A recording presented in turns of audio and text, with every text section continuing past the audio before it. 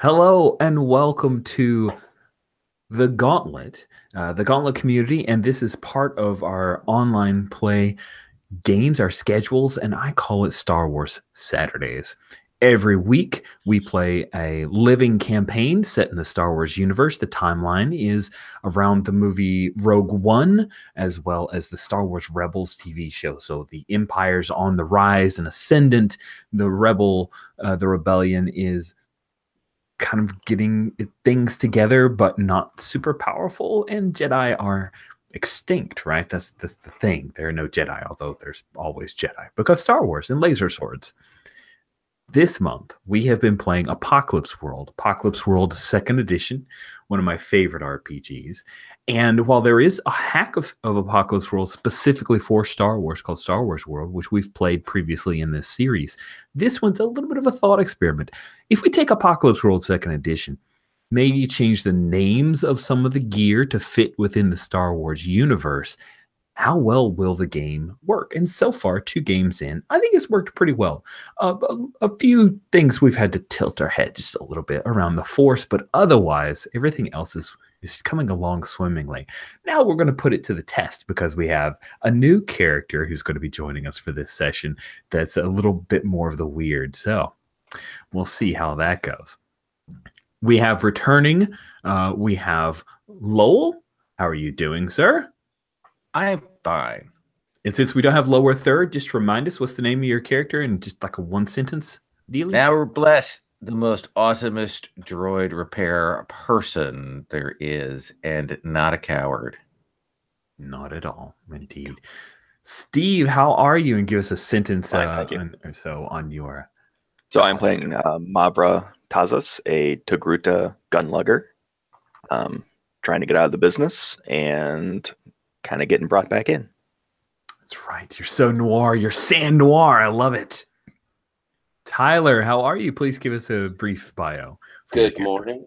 I'm playing Alan DeSalle, a Kamasi former diplomat on the run from the Empire and doing very sad, evil things to keep himself alive and regretting it. Your regret makes you okay. That's what makes you relatable. So Tomer is joining us for this session. Very excited. Tomer's one of my favorite people in a whole community of favorite people. Tomes, you have just started work on your character, so tell us a brief bit about them, and then we're going to work through your HX. So my character is name is kind of hard to pronounce. So he just goes by the nickname Boulder. He is a Chiss. That's the blue looking folk in Star Wars, and I think he just found himself kind of orphaned here on Tatooine. Maybe his parents eked out a living here. We're not sure. He's not sure. But what he did is he found himself out in the desert and as a child, and to survive, he used whatever he calls it the charisma. He used his charisma to build a little band of Tusken Raiders that he runs around with. That is so crazy. I love it. So you're a Hocus with a pack of Tusken Raiders that run around in the desert outside of Mos Shuta. Mos Shuta is the village/town where we have been playing around that is controlled by Timo the Hutt. Now, we have established that there is someone who hires or uses Tusken Raiders for nefarious dealings and is in conflict with Timo the Hutt, named Daniil. So we'll explore and play how the two of you, Boulder and Daniil, relate or don't relate to each other. I'm very excited about that. You've got some HX, and let's explore that HX. And of course, hopefully, Tyler, Steve, Lowell, all of you have that. You should have a tell everyone else blah, or if you had a piece of HX that you haven't handed out, then we can use that. So, Tomer, go ahead and kick off. All right, let's see here. The HX I'm not going to see in the little character keeper thing, right? Just on the... No, unfortunately. Yeah, you got to actually look in the PDF for that piece. That's okay. So On my turn, it says, ask either or both of which of you are my followers, or one of you. I've seen your soul, which one? Ooh, nice. So who wants to be a follower of Boulder? What's Boulder preach? Like, what's his style? Like, he's got the charisma, but what's he doing? So, I mean, I think all, yeah, and I don't know how this plays out with our group here, but I think most of his followers are all, and they're obviously all Tusken Raiders, and I think that's the thing. He found himself out there in the wild, and he's actually pretty urbane in some ways, right? Like when you first meet him, he'll talk, you know, hi, my name's Boulder. No, of course, I think we can assist you. I think I've got some spare water, and he'll just talk to you just like a normal individual. But he'll go and start talking to his Tusken Raiders, and of course, they won't understand until he kind of goes into Tusken Raider mode. And I think he actually maybe kind of spellbinds them a little bit in a way. Like he's speaking their language, but he's also kind of projecting an image as if they see a large Tusken Raider that's powerful and they're following him. But you know, he's a mild-mannered individual until he goes into Tusken Raider mode. Wow, that's kind of a weird little flip mode. I think it's interesting. So he doesn't have a, you know, like religion or philosophy that he preaches. Maybe he does. I don't think he's got a very large group, right? So, you know, sometimes we see those Tusken Raiders in like huge clans. Is that right? And I think his group is a little bit smaller. He's got kind of like, maybe it is kind of almost, I think most of the other Tusken Raiders look at him as being like this weird cult leader because he's pulled various individuals from different tribes. So maybe they talk about him as if he's like some kind of like chosen one or a god or something, you know, to their people, right? And their people are like, "Oh, you're nuts!" Like, look, you know, he's just some weirdo. But for whichever ones follow him, I think they believe in him.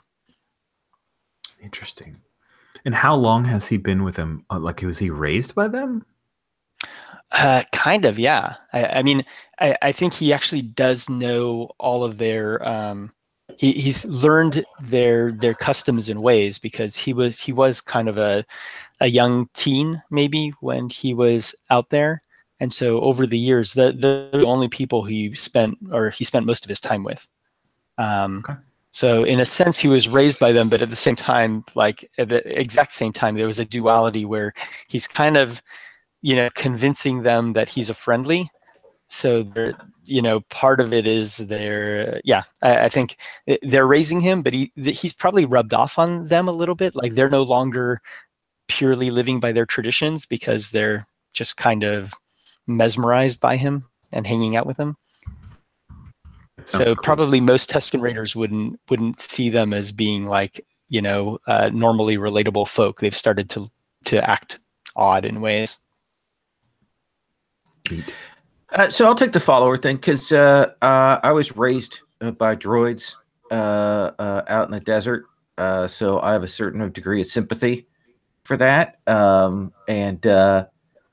You know, they dragged me along to pretend to be their owners so they wouldn't get arrested at places and stuff, and got taken apart and all that shit. So I figure that probably ran into, and at first, since she's older than you, just kind of thought you were, you know, someone like her, raised out there, you know, differently, but then kind of eventually bought into your vibe, and has that kind of no, kind of pleased that you don't come into town where she has to deal with the philosophy of all that crap, but you know, sometimes you do, and you know, she does kind of dig what you're saying, but you know, at the same time, that's a lot of work.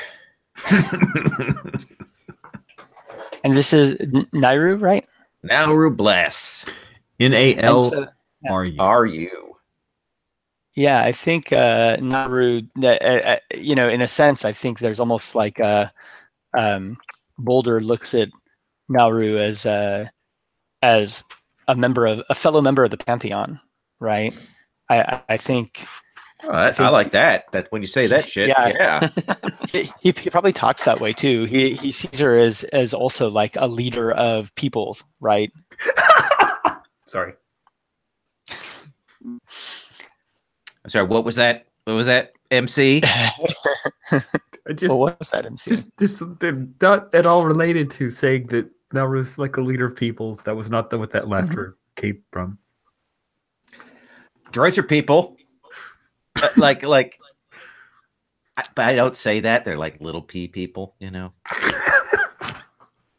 You don't tell them that though. They're the whole thing. Cool. So, Elaine or Alan or Mavra, either of you followers? It's okay if not. But just check. I don't think so. Not I for don't myself. think so. Okay. And then your second question was, you've seen someone's soul. Yes. And hold on, let me bring that up again here. Yeah, the second one is go ahead. I can take that one unless you are particularly enamored, Steve. No, I think that's fitting for Okay. Masi. Let the weirdos see each other's souls, whatever. I think you had a little Jedi connection. I agree. I think that works really well. And for everyone else, which would be Mavre, right? HX +1, you're a good and quick judge of others. Awesome. So what HX do you guys have to hand off to Boulder? I think I just have the one. Okay. What's that one? How's that one go? Just HX1? Oh, it's just for everyone else, right? +1. Okay. I have weird sights into everyone. You do. What about Mavra? Let's see. Mabra's General 1 is for everyone else, right? HX -1. I find no particular need to understand most people. So we already did the Left Me Bleeding, Shoulder to Shoulder, and Prettiest. That's right. Yeah, all those were handed out. Okay, cool. And then last but not least, we have our Savvy Head. Yeah, mine is for everyone else, right? HX -1. You've got other stuff to do and other stuff to learn, which is that sort of makes sense.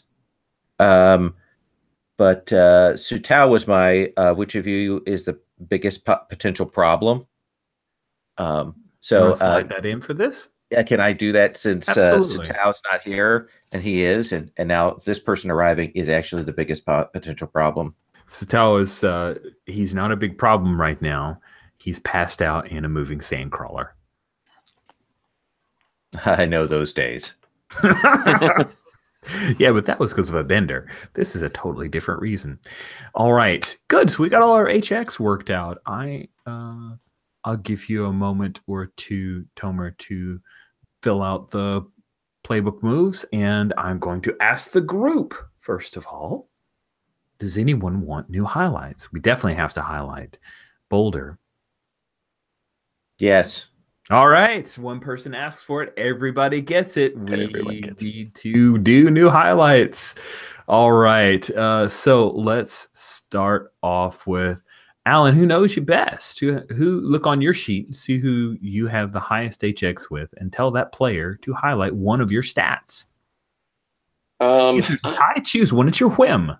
I have 3 with everybody, so I think I'm going to go for my main squeeze, Mavra. If only Mavra knew. Only she knew.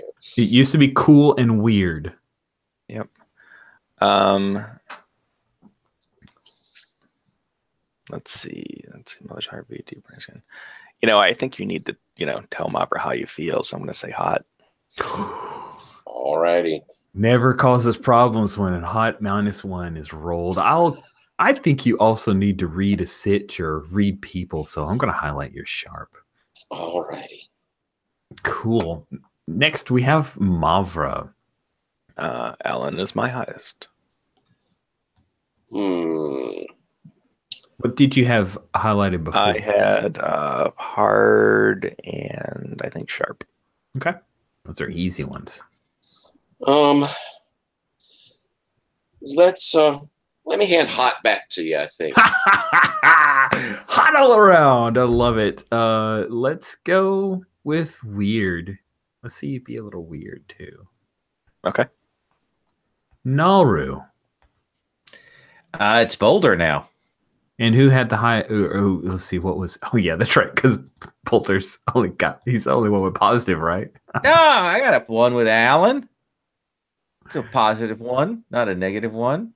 True. So what did you have? You had I had hot and weird marked from last time. So Boulder, what do you want to highlight for little Nauru? Let's see. That's interesting. And when you highlight, what's the intention there? Oh, great question. Yeah. What happens? You highlight a stat instead of XP on a miss, like in Dungeon World or Monster Hearts 2. Highlighting a stat means that any time that player rolls that stat, they get an XP, pass or fail, regardless.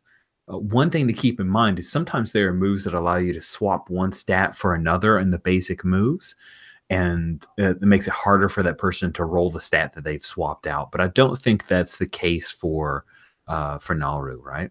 Yeah. Nope.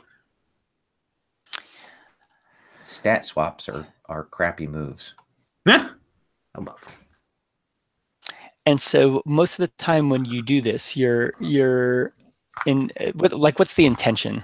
Like, are people trying to have people roll like their worst dice, or what they want people to kind of what they want to have them see that session, for example? It is your whim. Many people have different strategies from I haven't seen you act hot. Yeah, that kind of thing. All right, I'm going to go weird. Yes. I like it. So nice. I'm going to give you hard. Be hard. You coward. You're a terrible MC. I am the worst MC at this game, running the game right now. Tomer, look on your character sheet. Who do you have the highest HX with? That's going to be Alan. So I've seen his soul, right? Mm-hmm. Right. So that was HX +3. Yep. So in the character sheet, you can actually add that as an HX of 3. Okay. And that means that Alan will get to. Yeah, I know you got a lot to do. I just first time with a character sheet, so I wanted to point out that that's something that you can do, and then you can even roll HX with the little roll button. So, Alan, can you please highlight one of Boulder's stats? Yeah, let's do sharp. Ooh, sharp is always a good one. So I just clicked a checkbox on the playbook for you, Boulder, to highlight your sharp. And I think I'm just going to be generous and give you a weird as well, which means every time you open your brain or use any of your powers, then you get to get an XP. And it's, again, 5 XP, and you get an advance immediately. I do see you've got a move called Fortune, which is a start of session move. Yes. So let's go ahead and have you roll that. All right. And I can just hit this little roll button. You sure can. But it says the stat for that is, so Fortune, it says roll plus Fortune, right? What is Fortune? Oh, that's a great question. So you, hold on. Haven't had a Hocus in second edition, so I want to make sure I don't host this. So give me just a moment, guys. I want to make sure. No problem. All right, Fortune Serpent, that's all you want. All right, so let's look in the character creation. Do you start with an fortune of any kind?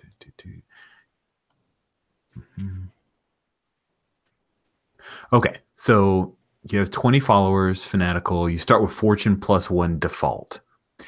There are choices you can make that would increase your fortune. Do you see in the characterizing your followers? If you choose any of that, that will change your fortune, because one of them is your followers are involved in successful commerce, and that would give you a +1 fortune. If you are not choosing that, you would just be at a fortune of 1. And that means that the stat doesn't, I mean, you could link it to hard if you want, because you have a 1 hard, but you can. I'm guessing my followers are not involved in successful commerce, so I'm going to pass on that one. Okay, cool. So you just need to roll 2d6 +1. Right. You can do it's still +1 because Because you start with a fortune of 1. You start with a fortune of 1. Default, All right, yeah. cool. All right. Let me. Oh, there we go. I can just roll fortune. Ooh, it even made a dice sound. Is that cool? That's a 10. Nice. Your followers have surplus. I mean, Are the blue dice mine, by the way? Am I looking at the right thing here? I see dice on your map. Yep. One of them's cocked, so I don't even see. So okay, you're saying it says. Well, it's also in the chat. It shows the actual stat, and it's 5 plus 4. You're right. I've never seen cocked dice before, but that was hilarious. That is, I didn't know that the dice did that. That's just silly, but great. Ooh. I wonder if one will ever roll off the table, and then do we count it? I don't know. Oh God, you have to set that in the options. Table dice don't count. That's what my son screams out now. I've taught him well.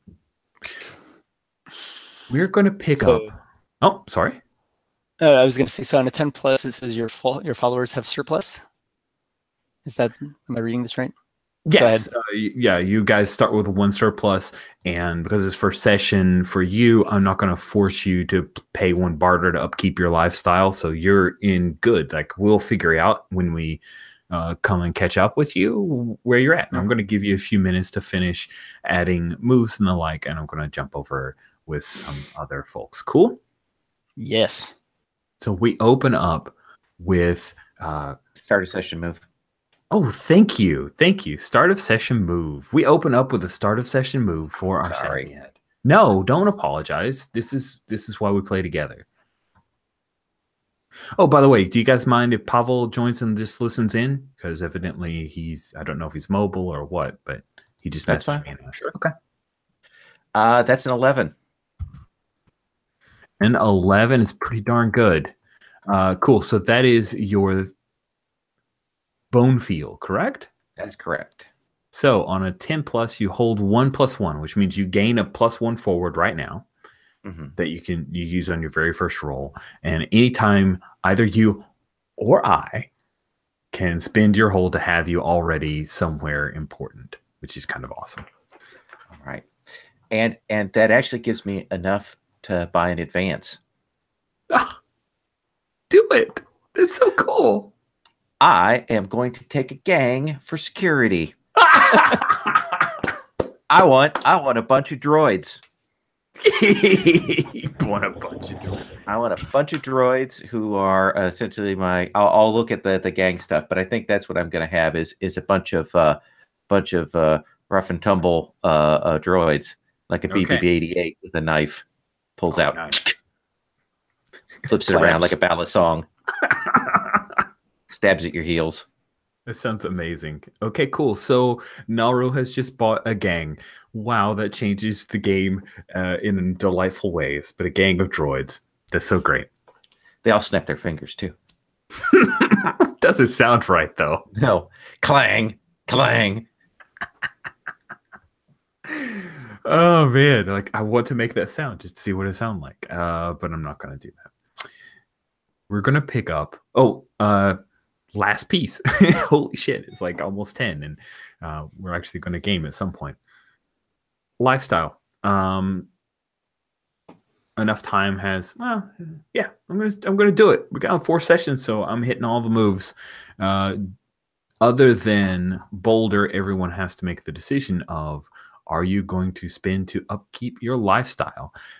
So at the beginning of the session, you either spend 1 or 2 barter for your lifestyle. If you can't or won't, tell the MC and answer my questions. If you need jingle during a session, tell me and that you'd like to work a gig and we'll work it in. So, Nauru, are you? I'll spend a barter, but I also want a job. Okay, one job. Mavra. Mavra has no money because she's getting her darn cousin off planet. Who wants to pay for Mavra? Anyone? Anyone want to be indebted, or that I can be indebted to? I'll pay for Mavra. And I'm assuming Mavra wants a job, which you're about to work for 2 jingle. Yeah, thought I was already working a job. Yeah, that's what I'm saying. We're setting that up. It's happening. And Alan, are you spending 1 or 2 barter for your lifestyle? I'm spending 1 for Mavra and 1 for me. All right. Sounds good. You guys are upkeeping your lifestyle. That's lovely. Now, we begin with a shot of the twin suns of Tatooine high in the sky. It is the Scorch. Normally, within Moshuta, this is the time when people will siesta, find a place to get out of the heat because it is far too hot for anyone sane to be out and about. However, we see a land speeder that is parked up just behind a sand dune. That land speeder we recognize as Nalru's, and she has ferried Mavra out into the wastes. You are not far from, if you guys remember correctly, Mos Espa. Mos Espa is the nearby village where you were told the cheating pod racer Crix could be found. And you have found him, Mavra. You're up on a sand dune. You've got your kick-ass sniper blaster rifle thing. Is that a slug throw or is it actually a blaster? I'm curious about your stuff. Tell us a bit about it. What does it look like? Let's see. I didn't pick out which one. There were so many different sniper rifles available. I'm going to say it's actually a slug thrower, though. Okay. Because it doesn't leave any visual trace either. That's wicked. Whereas a blaster, you'd still be able to see where it came from. I love it. So it's silenced? It doesn't need, like, it's a whisper. Mm-hmm. They are doomed. You've been watching Crix. So Crix is actually on the border of Mos Espa.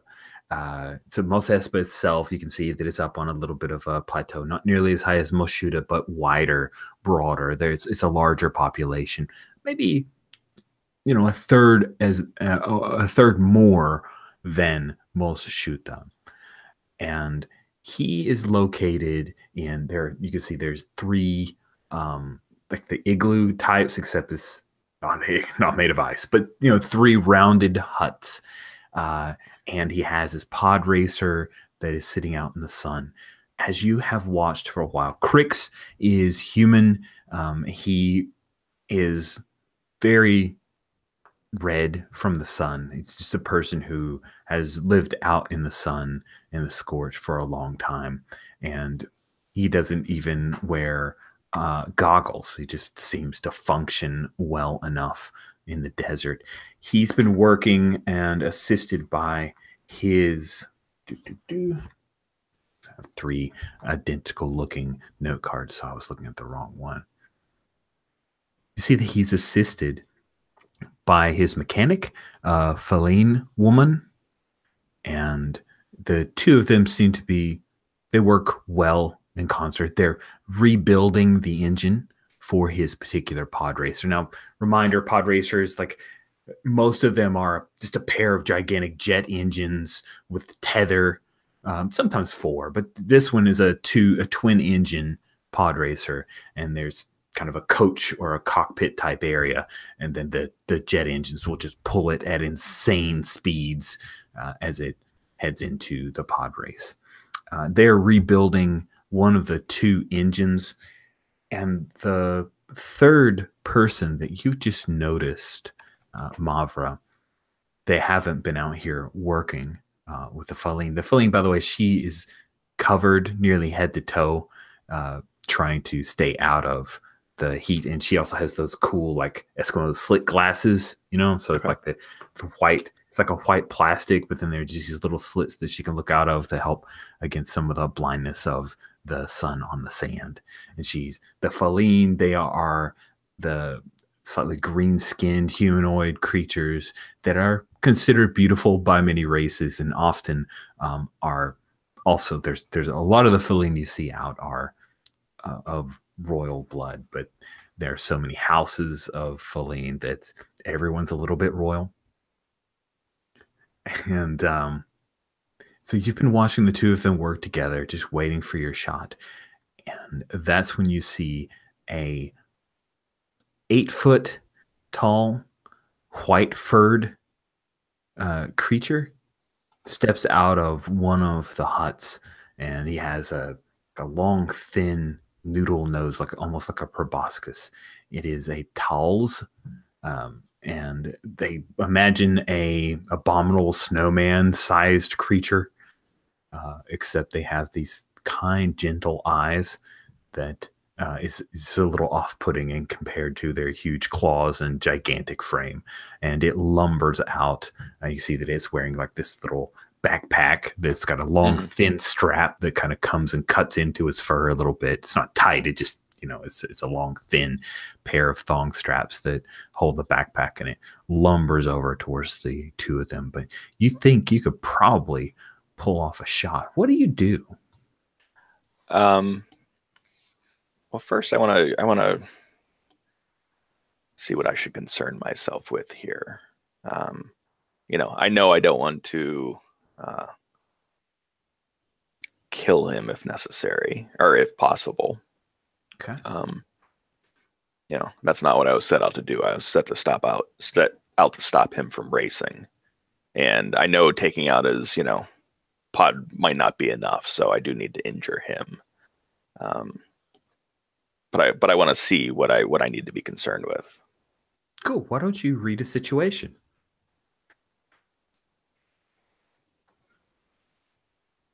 And I had +1 forward left over from the end of the session last time. All right. Thank you for remembering that. Which gives me a 12. Wow. That is wicked. So with very, very ready. You're quite the reader. You have 3 questions off of the... Yeah, I'm going to say, first, who's in control here? What's the dynamic? Oh, cool. It's pretty obvious to you that the Feline woman is in control. He's the racer. The two of them are close, affectionate, even at times, although they are fastidiously working in the heat. But she seems to be calling the shots. Okay. She is the mechanic. She's doing most of the work. He's doing a lot of talking. Which enemy is the biggest threat? Dolls. Just in case. Dolls by far. Yeah, and just so we have the visual, this is what a Talz looks like. Those claws are really long. And where's my best escape route? Oh, your best escape route's Nauru. Hey, Nauru! So you wheeled out your friend Mavra, gave her some transport. She's not doing so hot as far as money. That Alan's basically paid for her to eat lately. She paid off everything, paid through the nose to get a ticket for her worthless cousin who still hasn't left because he asked for that one night, and he's trying to work things out with God, he is the worst. The worst. He's the boss too. Oh man. So you're out here. Is this where we see your gang? Or is this a thing? Oh, nice. Yes, it is here. I will, if you go to the Star Wars, we originally had a Google spreadsheet, and which has some of our NPC pictures in it. And if you go to the NPC page, you will see my gang there down below the map. This sounds lovely. I want to see it. Oh, wow. Look at all these nerdy little droids. Nauru's gang. What is even that thing? I'm going to display this so we can all share in the crazy fun of this gang. So we have I4RK, ER4C, and Izud. Can you have a mouse? Can you have a mouse droid, please? Yeah, I probably have a mouse droid, but I forget about it. Just rolls around in the sand. It gets stuck every once in a while because it's on wheels, and the sand. It's Izid, Eric, and Iric is how I call them. What is this? Is this just a cool pick, right? We don't. It's just a cool pick, yeah. That's a cool pick. That's just. It's a concept art. So I love it.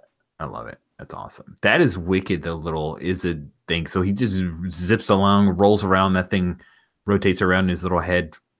Wow, it's just. It's like a velocipede. Velocipede. That's cool. You actually have, and we can identify them as we go. But if you buy a gang, I think you get like 12 to 15 of them. We'll just mine will be a small gang. Small gang? Okay. I'll trade that off. All right. Excellent. How did they come to you? Did you call for them, or did you actually bring them here? Like they just came along. I've had them. It's just that they were in the shop the last few sessions because we went out in the full on desert and we get hit by a sandstorm, and they got it gets right up in the actuators, and it's hard to get out of there. So I got to go get them a little sonic cleaning. So that's why they're with me now. They've all got little perches on either inside the bug or hooked onto the outside. They don't like being hooked onto the outside, but that's when it works. Nice. KK Jetter, who last session we installed new eyes to the back of his head. He is there complaining. I can't believe they're trying to work it out with Yana. You really set her up good. I mean, we did it because I filmed it. Really? You think we did it? Well, I filmed it. It was a team effort. That's right. You are a camera. Anyway, yeah, you can just... why did you even come out here with us? I need my oculars cleaned. If you could take care of that. He reaches in and pulls one out. Hope Mavra kills that guy soon so we can get out of here. I don't think she's going to kill him. Oh, really? You don't think so? No, I don't think so. I think she's going to just, I don't know, break his knee or something. We'll see. So we slide back to Mavra as you have figured out what's going on with this little family mechanic crew, whatever you call it.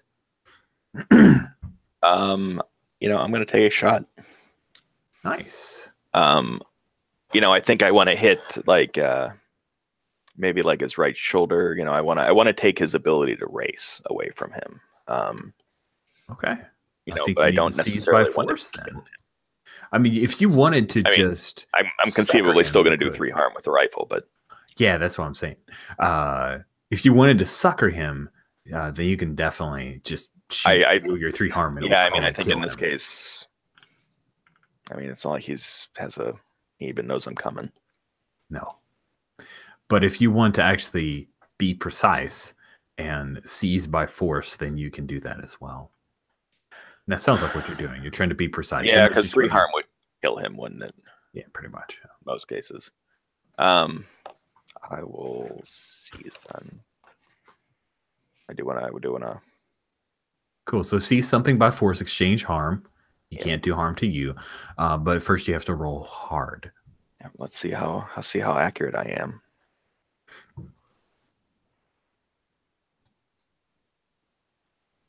And I don't think any of those questions apply from the Rita situation. Not with what you're doing. Yeah, no.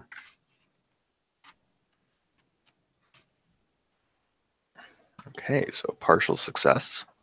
Oh, that's right. I saw a 5 and I'm like, oh no, but that's right. You're +2. So, I think I want to take definite and undeniable control of it. Okay. Sweet. And I want to scare the Farkle out of him. Oh, I love it. So that sounds amazing. You dial it in. You deciding to take out his leg or shoulder? Well, shoulder. Okay, cool. Leg he could still raise. Okay, we have that camera vision through the crosshairs. And you're just waiting. It kind of moves gently, and you're waiting, looking at windage and all the stuff. And the Faline woman walks around. This is the perfect time. The Talls, he drops off a power coupling, and then he lumbers back towards the hut that he came from, and then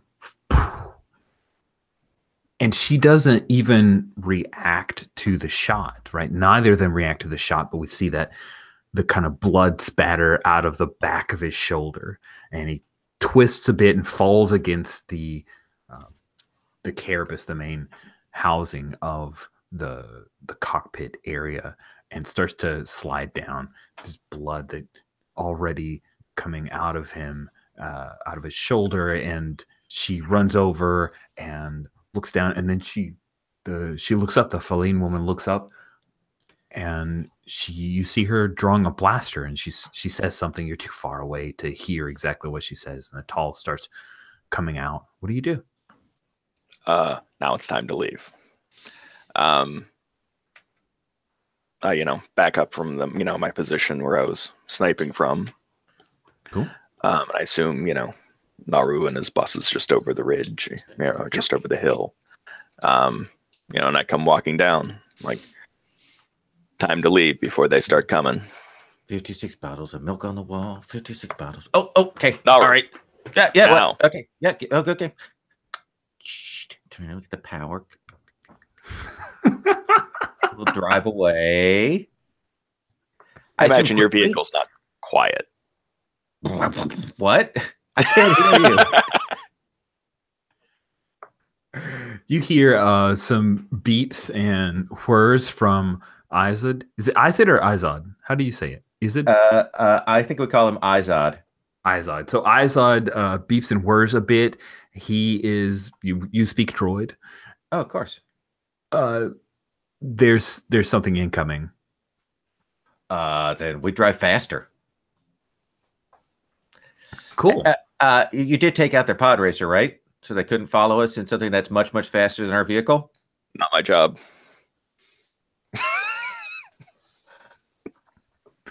Nice. Jerry goes, you owe me a credit. Hand it off to him. He sticks it in a little slot. You kind of jingle around inside of his carapace. And then we drive. You're driving. I want to have you act under fire as you see a small little droid that's kind of flying over. I don't know if you guys remember the weird little droid that the Zabrak Darth Maul used when he sent the droid off to go find Anakin Skywalker in one of the prequels. I would like to help. Like that size. Oh, cool. So once you roll better, for worse, under fire, and you can roll HX to help out. I have +1 forward on this. Yes, you do. It's your first roll. You are so going to ace this. I'm not all worried. I don't help. Okay, no help, but that's a miss. That's a miss on the help? Oh, it's definitely a miss. Oh, yay. But for me, that's an 11. Didn't need your stupid help.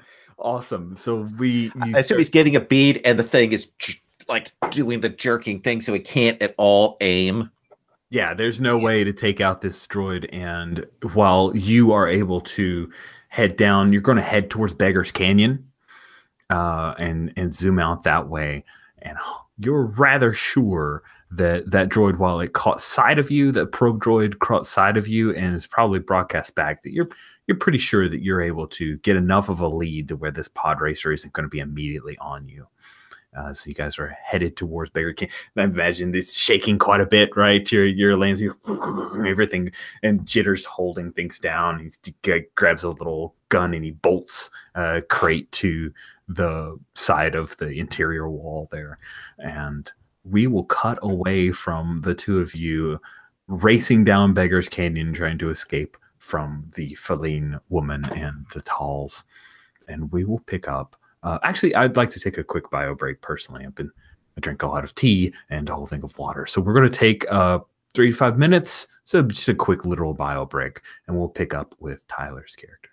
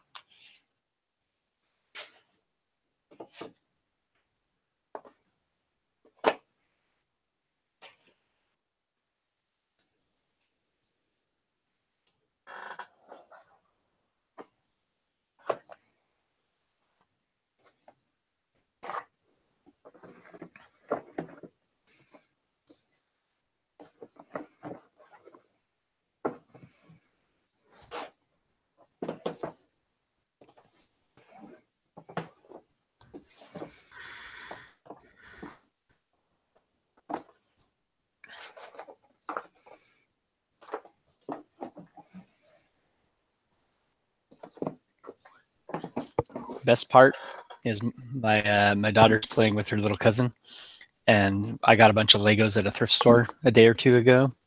She's making little speeders. She knows nothing of the game we're playing, and she's making like weird speeders that are flying over sand. That's so perfecto. We cut away from the land speeder bus heading towards Beggar's Canyon, and we pick up with that same scorch light, that bright white sun, twin suns light, and there is, you can see out, there's a layer of darkness, and then the sand outside, and there's a door that's shutting, and you can see the door has those big huge metal brads at the bottom that kind of go in and lock, and it's thick. This door is so very thick, and it's boom, it echoes in this wide open space. And we see Alan, as well as Boulder, the two of you, and 5 Gamorrean thugs who are escorting you towards Timo the Hutt. Boulder, the last time that you were here, that you were summoned to Timo the Hutt, what was the last thing you said to him? Probably the very last word was yes.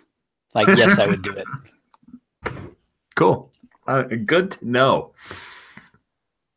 So Boulder, you see that Alan is here. And Alan, the two of you being brought in together, just see each other the first time. There's this long, it's nice and it's cooler than it is outside here.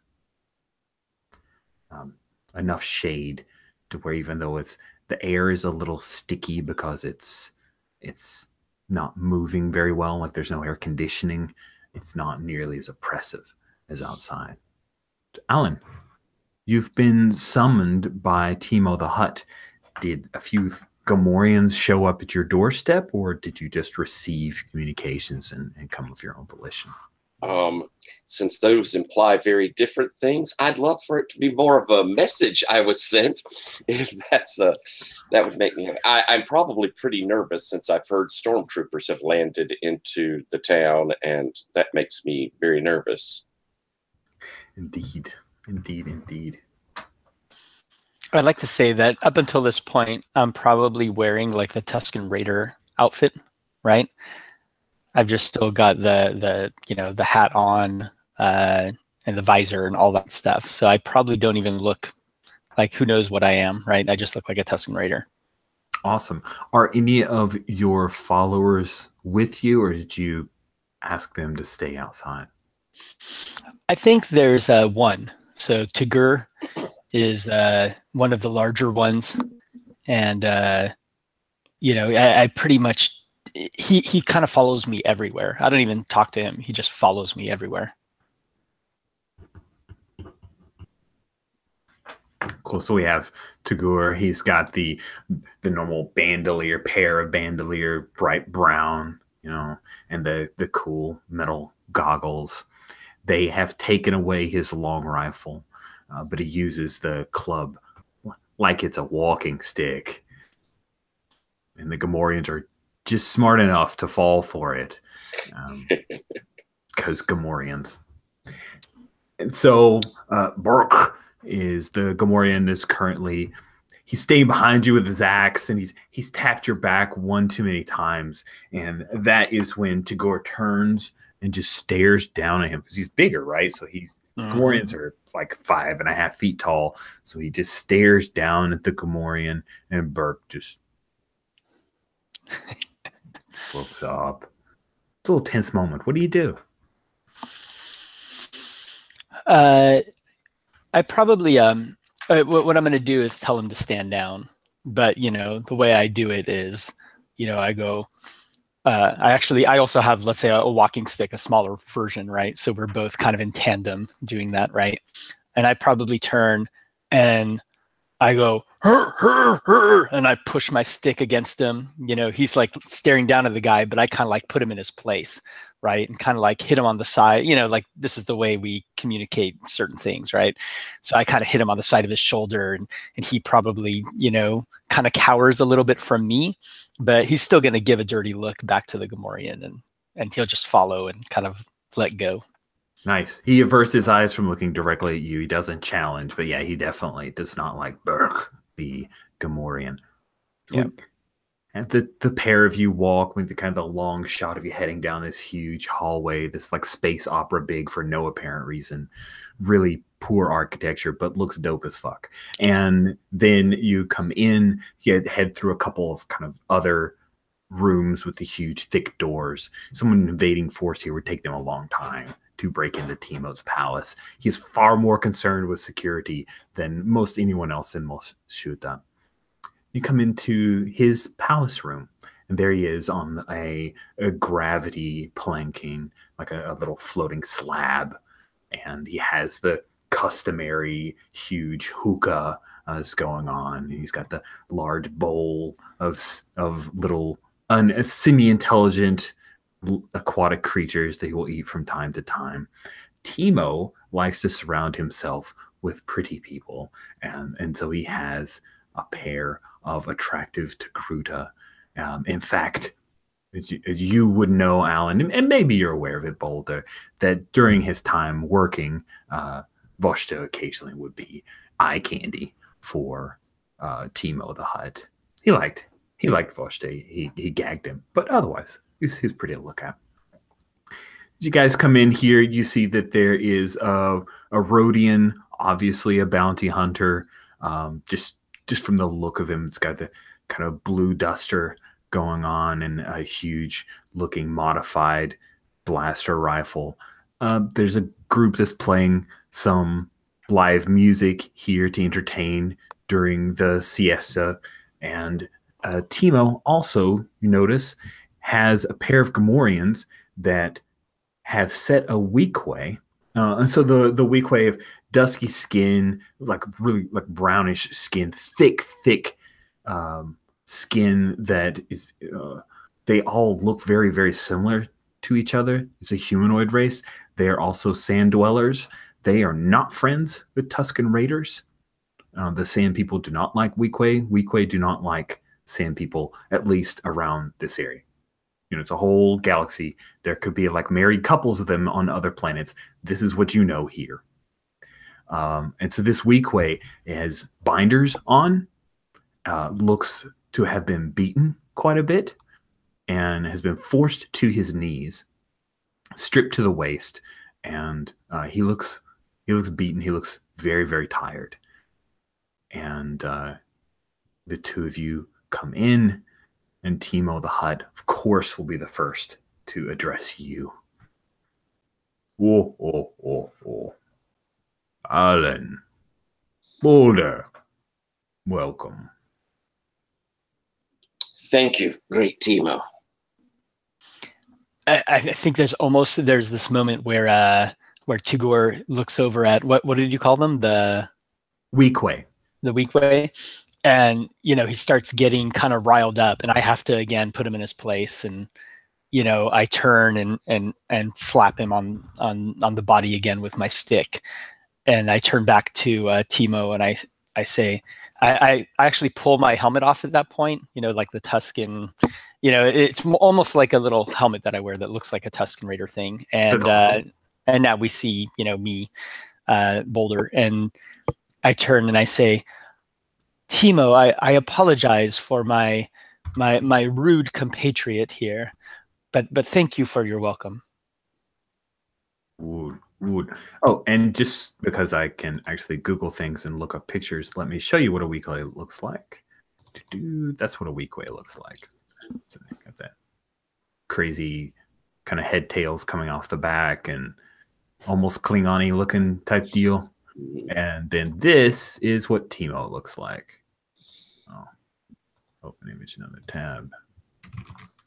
So these big guys got the slit nose. You see that his left eye has been put out and heavily scarred.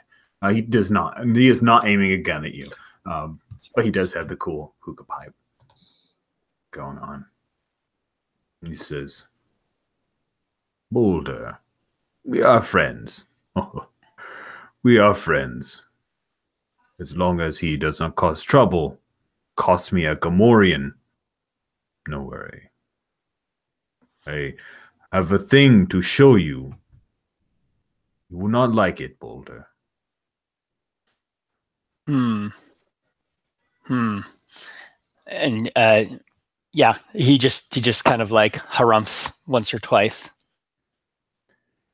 Alan, this weak way works for Deline. We caught him. Caught him, my men. Caught him trying to get inside the electric fence to take it down. All of Moshuta is in danger. Very foolish choice on his part, great Timo. You will not speak. You will not tell us any information of where Deline can be found. Deline must be destroyed. And then, as he says that, there are a pair of Daniil, yes. There are a pair of, you can see the sand troopers, the stormtroopers that have the kind of everything. Yeah, they're a pair of sand troopers that walk out from an alcove, and they have their cool long blaster rifles, like the longer ones. They both step out from behind Timo, but it's not like they're walking up to him. It's more like they're just stepping out and with him. I will shrink slightly back into my hood. Alan, make this weak way tell you where Daniil is. Yes, my lord. I will head over to him, and they got him restrained, and I'll sort of run my hand down the side of his face and lean in close. It will be much easier on you if you just open up to me. He spits on you. This will then not be easy on you. One of the Gamorreans backhands him after he spits on you, and he falls to the ground, and then they hoist him back up again as you tell him this is not going to go easy on him. The weak way mutters something in his own foul tongue. Well, I'm going to attempt a deep brain scan, I suppose. Okay.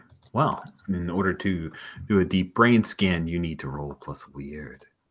I do indeed. Now, given Star Wars universe, is this something I can possibly help with? I'm only asking you're playing a Hocus, and I think you could if you wish. How would you help? So we have this thing about I've seen Alan's soul.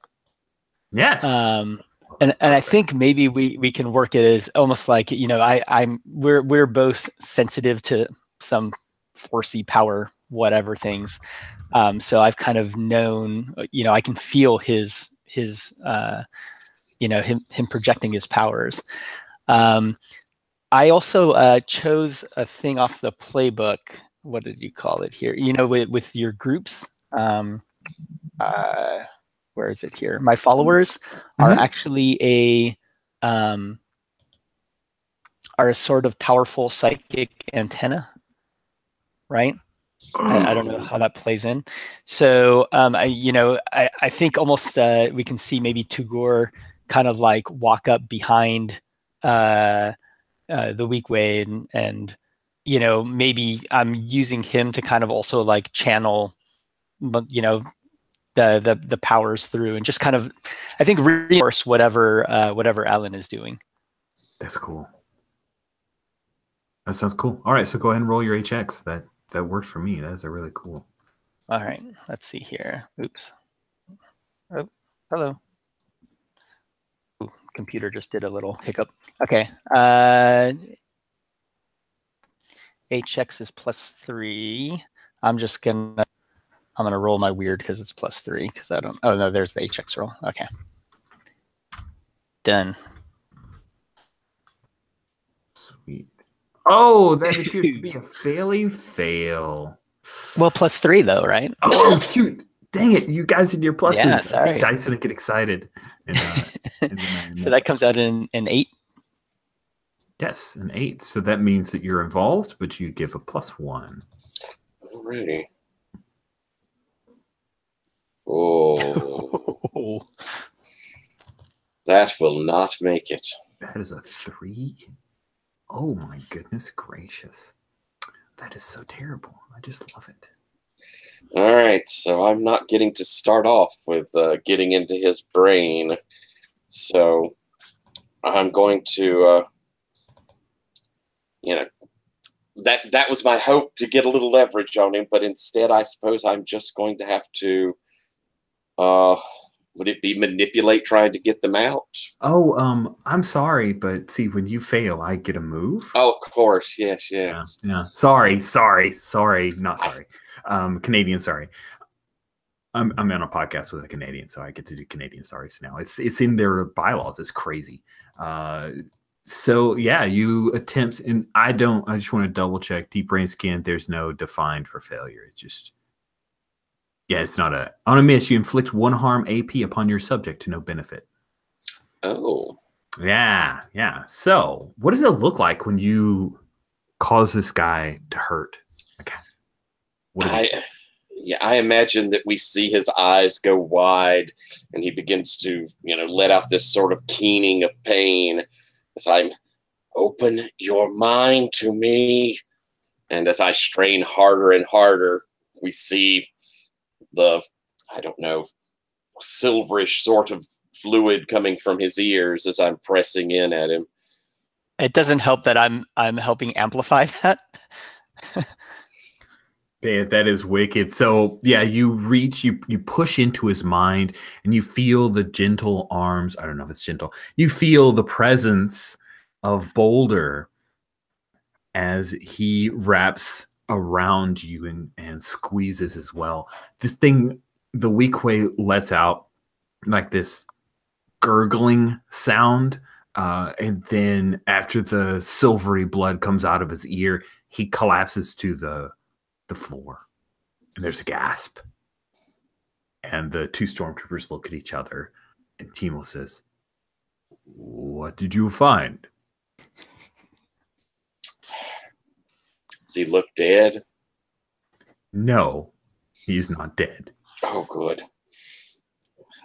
I can't lie to Timo. Great Timo. His mind is stronger than most. It will take me a little more time. I'm sorry, my lord. Perhaps I should try it. I'm going to act as if like I wasn't involved at all. Right. Cool. All right. If you want to work your way into this, you can. Why don't you manipulate and see if you can manipulate Timo into letting you do whatever you want? Oh, sure. So, because here's the posture. Like, Timo was trying to bring in this outsider, you, and present you with, like, here's this Weequay who's your enemy. Obviously, I'm presenting this to you, and I'm, as a show of force, my crazy brainer guy is going to pull all this information and hand it to you, and then we'll do stuff. And now you're like, hey, you're kind of not good at this because your brainer fucked up, and I'm going to just take over. And so I want you to manipulate that so that you're not, like, making Timo look bad in his own palace in front of stormtroopers. Totally. Okay. And I think what I'm going to do is I'm going to click my little my walking stick once or twice, but then say, this is not unexpected. These Weequay have strange ways with their brains. They're not intelligent like we are. So I'm going to kind of use it as a way of like I start insulting them. It's not really our fault, or it's our collective faults. But fortunately, me and my people, and of course Tigor like makes a little grunt right behind me at that time. Yeah, we do know their ways better than most, and I think maybe if you give me a chance, we can get some of this information you need. Great, Timo. Nice. I think you have You have done a great job of buttering him up. So I'm going to give you a +1 forward with this manipulate roll. So go ahead and. Okay, you gave me Roll a +1 forward. Everyone heard that, right? Because I'm already. So my other move is charismatic. So when I try to manipulate, I roll plus weird instead of plus hot. Nice! That's awesome. You're going to rock this. Okay, go for it. All right, let's do a. Oop. What'd it do? That's great. Hey, guys. Yeah, so even with a +3 plus your +1, I've got a fail. Wow, that is lovely. Oh my goodness. Look at that fail on top of a fail. You guys are just too much. So we cut away from the two of you. To our Yeah. No, that's go ahead. It's good. It's good. Yeah. So yeah, we see Timo's expression as he narrows his eyes. It seems like he's going to buy it, but then one of the stormtroopers steps forward, and we cut away from you guys to the race down Beggar's Canyon. You successfully lost the probe droid that was coming after you. However, I'm sorry, Mavra, but as the two of you riding along, Mavra, you're looking out, you were trying to get a bead on the probe droid. You just couldn't quite. And then when you scan across, hey, is that pod racer coming our way? You see 3 speeder bikes. And one of them, 3 speeder bikes. 2 of them are not in very good shape, but one of them you absolutely recognize. There's the Ktochi female who is riding it, and she sees you aiming, and she's just kind of swerving back and forth to make it really hard. And you see the other pair, they are Weequay, and they are on speeder bikes riding ahead of her. Their speeder bikes are nowhere near as good shape. One of them Swoop that's been heavily modified. The other's maybe an ex-Imperial speeder bike, but it's been built and rebuilt quite a few times. And it looks like they are going to close on you and start opening fire. What do you do? Well, first I'm like, Aru, it looks like your friends are back. Those aren't my friends. Hang on. I bank it off of one of the rocks there so that everybody's thrown.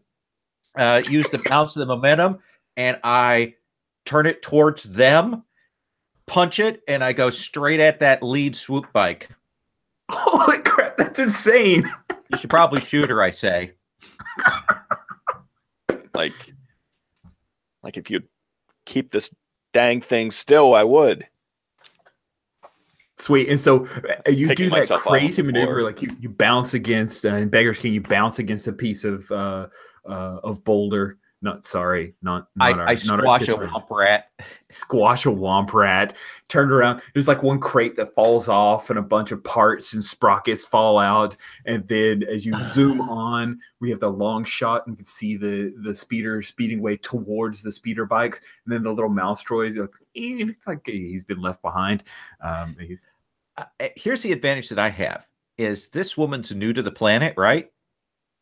Okay. Mm-hmm. She doesn't know Beggar Canyon like we know Beggar Canyon. No, she does not. Cool. And just because I can, you're coming underneath I don't know if you guys remember from the movies, there's like this one kind of like a sea overpass of rock type deal. You're coming through that as the speeder bikes are headed towards you. Yeah, so I'm trying to think how best to work this into a move. You're just kind of setting up your friend, or do you want to play chicken? Okay, cool. So you're just setting him up. So you can definitely roll HX to help out. Yeah, so you see the sniper rifle, coming out the window as, Mavra, sort of hooks her foot on the dash, of the speeder, and is, hanging off the side. And she wants to take them out. Wow. Was that the help? Yeah. So much help. Oh, so much help. Howard's got this. Sweet. So you get a +2. Because an HX roll of that caliber gives a +2 with that amazing roll that you did. So, yeah, let's go ahead and have you. Guess you just want to exchange harm here. I think I'm probably. I want to either take them out or knock them off their vehicles. Okay. Whichever, or cause them to crash. Whichever works in this situation. Okay. I do Are you act trying as to a fight your way small free? gang. What? Are you trying to? I'm sorry. I'm looking at the C's by fours variations. So you can try to fight your way free here. You can try to defend someone else, the droids and probably Nauru, from attack here. And of course, we do have some road war moves, but I don't think any of them apply. Yeah, I don't think I'm I think I'm looking to fight our way free. Because if they're down, again, we're still kind of worried about the pod, or at least I'm worried about the pod. Should that be in a good enough condition to fly? So roll to cease by force, but instead of choosing to take definite control, you can choose to win free and get away. Okay. You are still going to swap harm. Well, that still becomes a 9. Wow, that is some awesome help. So with the rifle is 3 harm. Okay, cool. So you're doing 3 harm. Is gang to gang. So here's what happens. Yep. One of the weak way happens to weave in the way you take him out. Like the bullet actually passes through the front carapace and through his midsection, kind of hits him in the thigh, and he tumbles off and will go into the side of the canyon and explode because Star Wars. That's what all speeder bikes do. I'll always fire ball. Cool. And his harm back was 3, or great question. So yeah, he did not fire back. However, she actually hops up a little bit and then fires down, and you can see there's 2 laser cannons at the front of her speeder bike. So she fires, and that's actually going to be soaked by the vehicle. So your land speeder will take some vehicle harm. This thing does V harm. The bits here. Hold on just a second. I want to make sure I'm following. So you're going to take 2 harm. Did you choose any options? I mean, I don't think we necessarily we didn't out the speeder as options. Let's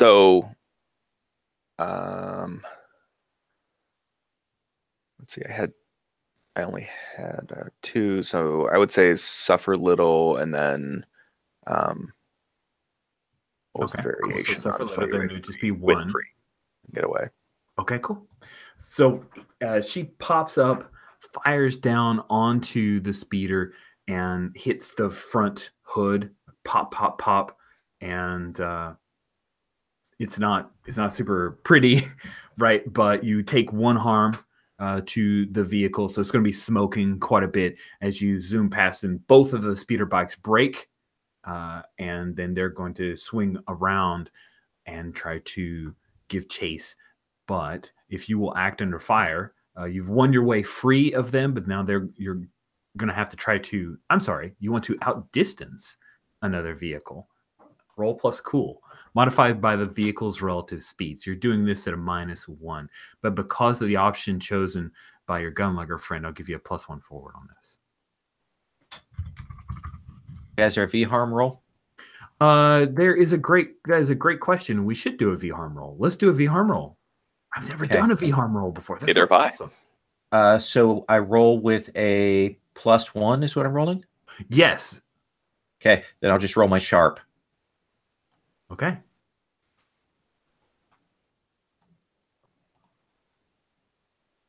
It's a 5.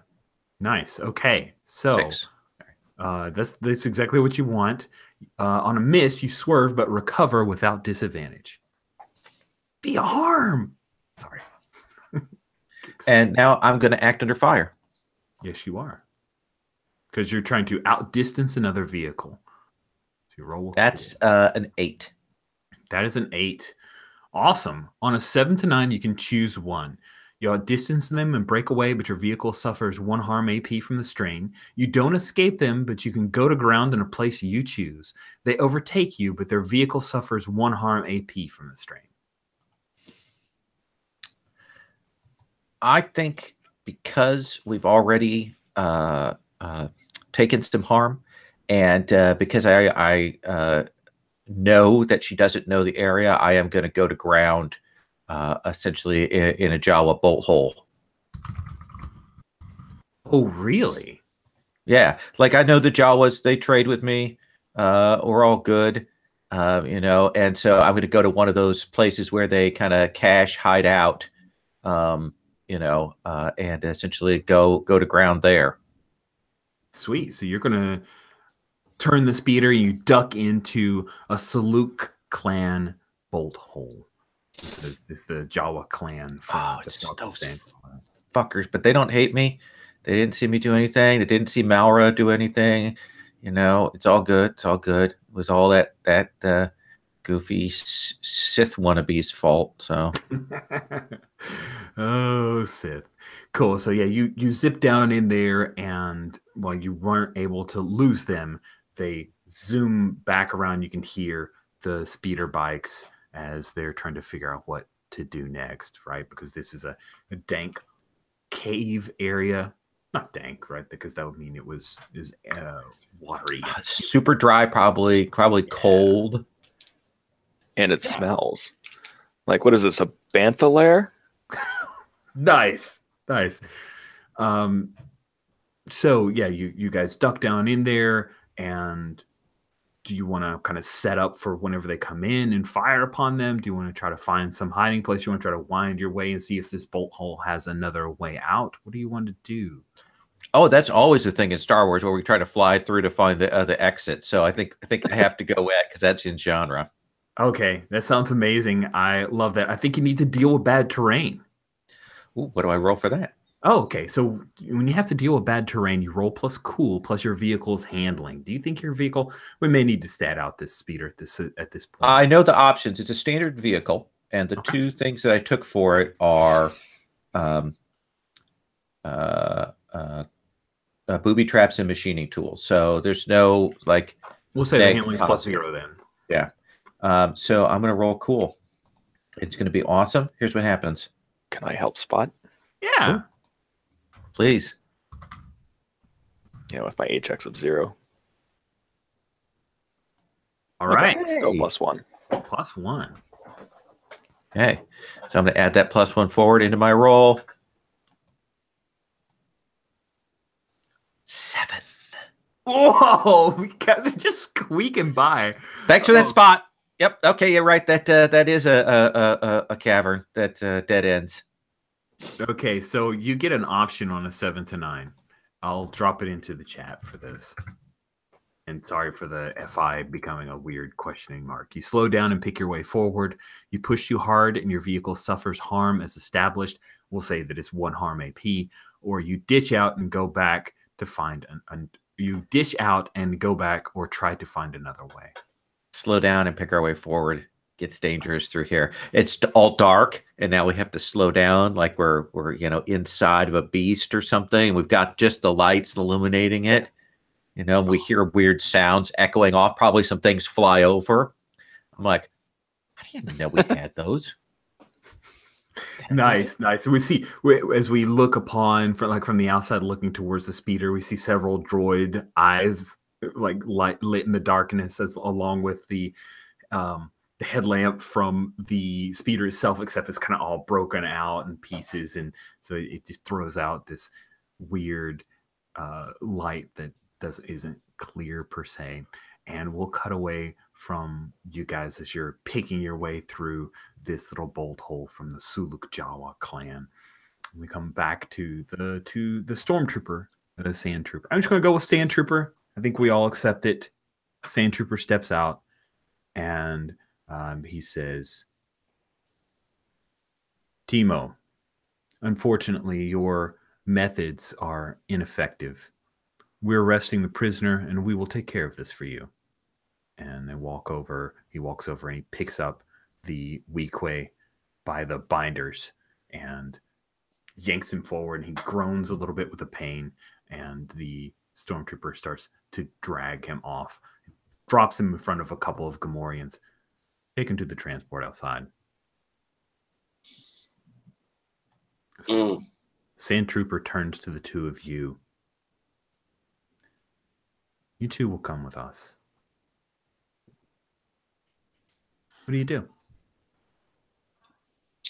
Oh dear. Tagor's like he makes the Tuscan version of "Oh hell no." Right. Just two stand troopers here. Just two stand troopers. Yeah. Oh, I kind of want to say that Tagore even, like makes a pretty aggressive show. Yeah, I love it. Right. Yeah, he just kind of does he's shaking his hands, and the sand trooper that's behind him is taking aim with his little blaster rifle, his carbine.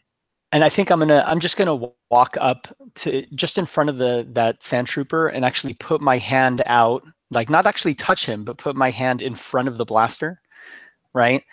As if that's gonna block anything. Oh, that's cool. And then but I'll turn to Tagore with my stick, and I'll just again just hit him, not hard, just one time on the shoulder, and he just shuts up and goes still, and I will grab him by the shoulder, and then we'll follow. What is Alan doing?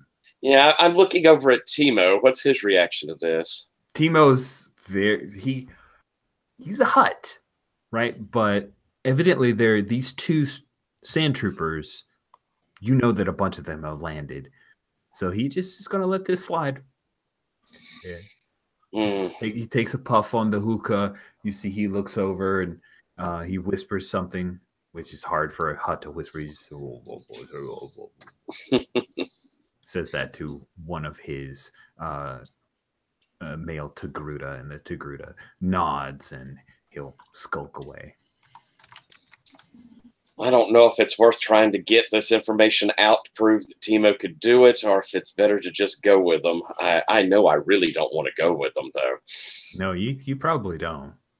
I probably turn at that point. Like I'm starting to follow, the direction they want us to go, and I probably stop and look over at Alan and just give him that look like, "Well, are you coming?" I'm going to try and get this guy to spill this information and at least see what happens from that. So I'm going to try and go aggro, I suppose. Nice. Doing the brain whisper. So you're doing this to the weak way, trying to get him to tell us to reveal. Okay. Yeah. And I don't have to speak, so in his head he hears, "Tell me, where is Daniil, or you will suffer." Okay, you can get the effects of going aggro without going aggro. And he is able to see you. You can move into his field of vision as he's being carried by the Gamorreans. The pair of Gamorreans, they've grabbed him underneath his arms, right? He's still got his arms bound, so it's super painful. All right. Roll plus weird. Oh, at least I got a 7. 7. Cool. Height. All right. Going aggro. Make sure that we have read this appropriately. So you can do 1 harm AP if he sucks it up. Correct. 7 to 9. He can either force your hand and suck it up, cave and do what you want, get the hell out of your way. He can't do that. Barricade themselves securely in. I mean, metaphorically, maybe physically. No. Give you something they think you want, or tell you what you want to hear, or back off calmly, hands where you can see. That he is not going to suck it up, because that would kill him. So he says, "I will tell you where Daniil is, but I must be free. I have to return to my children." He's lying about his children, but he's not lying about he will tell you where Daniil is.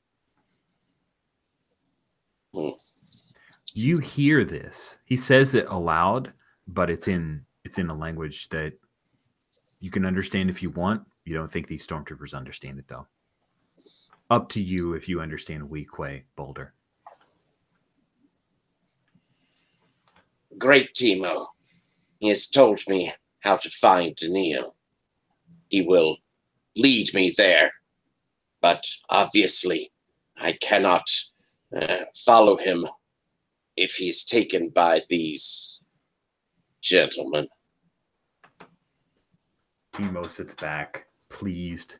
He says, "See, TK, there is no reason for you to take over here. You will cause more trouble than help.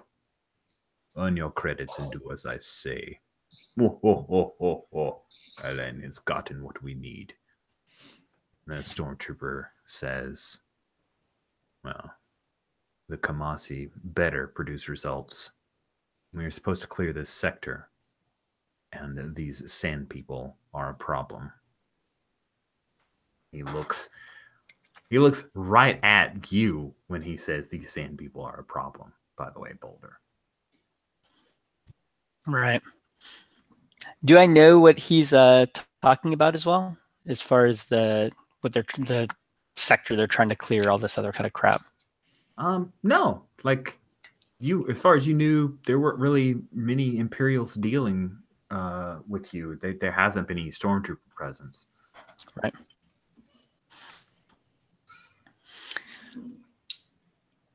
So if you guys want, it looks like the sand troopers are going to let you leave. Timo wants to send a gaggle of his Gamorreans with you guys on a skiff. I will send some of my men with you to find Daniil. And Boulder, you will go too, yes?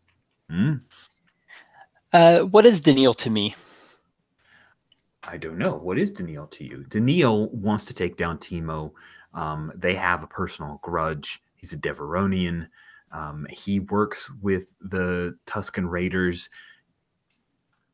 I think that you've heard that it's not a pleasant relationship. He's not the leader that you are. He doesn't have charisma. And they don't really work for money. So you're not sure what he uses to motivate them. Right. I think I've seen this is the direction I need to go. This is my in to get to a place where maybe I can wrestle some control from Daniil, right? Whatever it is he's got on these people, I want to get rid of it, and I want to take as many new followers as I can. And so, yeah, I think this is it. And, I won't even try to, like, there's no bartering or anything. I'm just going to, kind of give that little bow nod to Timo and say, as you wish it, so it shall be done. Oh, I knew we could find an accord. And we will cut to the pair of you as well as Tigur stepping outside. And you see that there's this, like, it's an APC, it's an armored personnel carrier, Imperial style, and it's got maybe like a whole squad of sand troopers that are all standing outside, just waiting around for whatever is going inside. But they let you pass. That's where you would have ended up. And your people are here as well, Boulder. All the other sand people have just been waiting outside. I kind of like the idea they're all kind of doing their own little thing, but then as soon as I walk outside, they all kind of give little shouts and yelps, right? Like, yeah. Oh, I love it. So you guys tell me if there's anything you want to do, but I'm thinking I'm going to cut back. But when I cut back to you guys, I kind of like to have you on one of the large sand skiffs, not like Jabba's palace barge, but not quite as small as the little skiff that they kicked Han off of, somewhere in a medium-sized skiff with a bunch of Gamorreans and your followers, Boulder, as you guys are headed out across the sand to try to find Daniil. Cool? Awesome. All right, so we're going to cut back to our exploring the depths of these weird sand caves as you guys have to pick through slowly. So you're picking through this area slowly. There have been some weird noises and echoes. Everything okay, Lowell? Hit the wrong button. Okay, cool. Myself. Okay, good. Just want to make sure. So we pick up, you've been traveling through this area for a while. You haven't heard the whine of the speeder bike engines in several minutes as you're passing through. The landspeeder is almost moving at the pace of a walk. And then you hear the sound of like a call of an animal and the fluttering of wings. And then there are 3 or 4 more that echo ahead of you. And you can see that there's a sliver of daylight that's up ahead. But you're not sure how many stalagmites there are in this particular area because it's dim and it's very dusty. So it's difficult for the beams and your light to see past, say, 50 meters. I just use meters, even though I don't know how far that is, but I don't think it's that. 50 feet? I'll go with 50 feet because then I actually know what that means. 50 feet. There you go. So your visibility is pretty low other than being able to see that light. You could gun it. There's a possibility that you'll have to deal with some damage to the undercarriage of your speeder bike. Or you've got a gun lugger, so you're okay. Slow and steady wins the race. And I am nothing if not slow. So we will roll on forward. And when we get reasonably close, I will say, "Hey, Mavra." That's the point at which you're supposed to say, Yes, yeah, what Mavra. now? Sorry. Maybe you want to go pop your head out and see if the coast is clear before I swing the speeder out there. Like, I mean, if you want to stay in this cave with who knows what crawling around, more power to you. I don't particularly, but I'd also like to know what we're driving out into. So I will swing out, and I'm not going to leave you here as we again sneak out of the cave. Cool. So you're planning on hopping off the speeder and trying to scout ahead?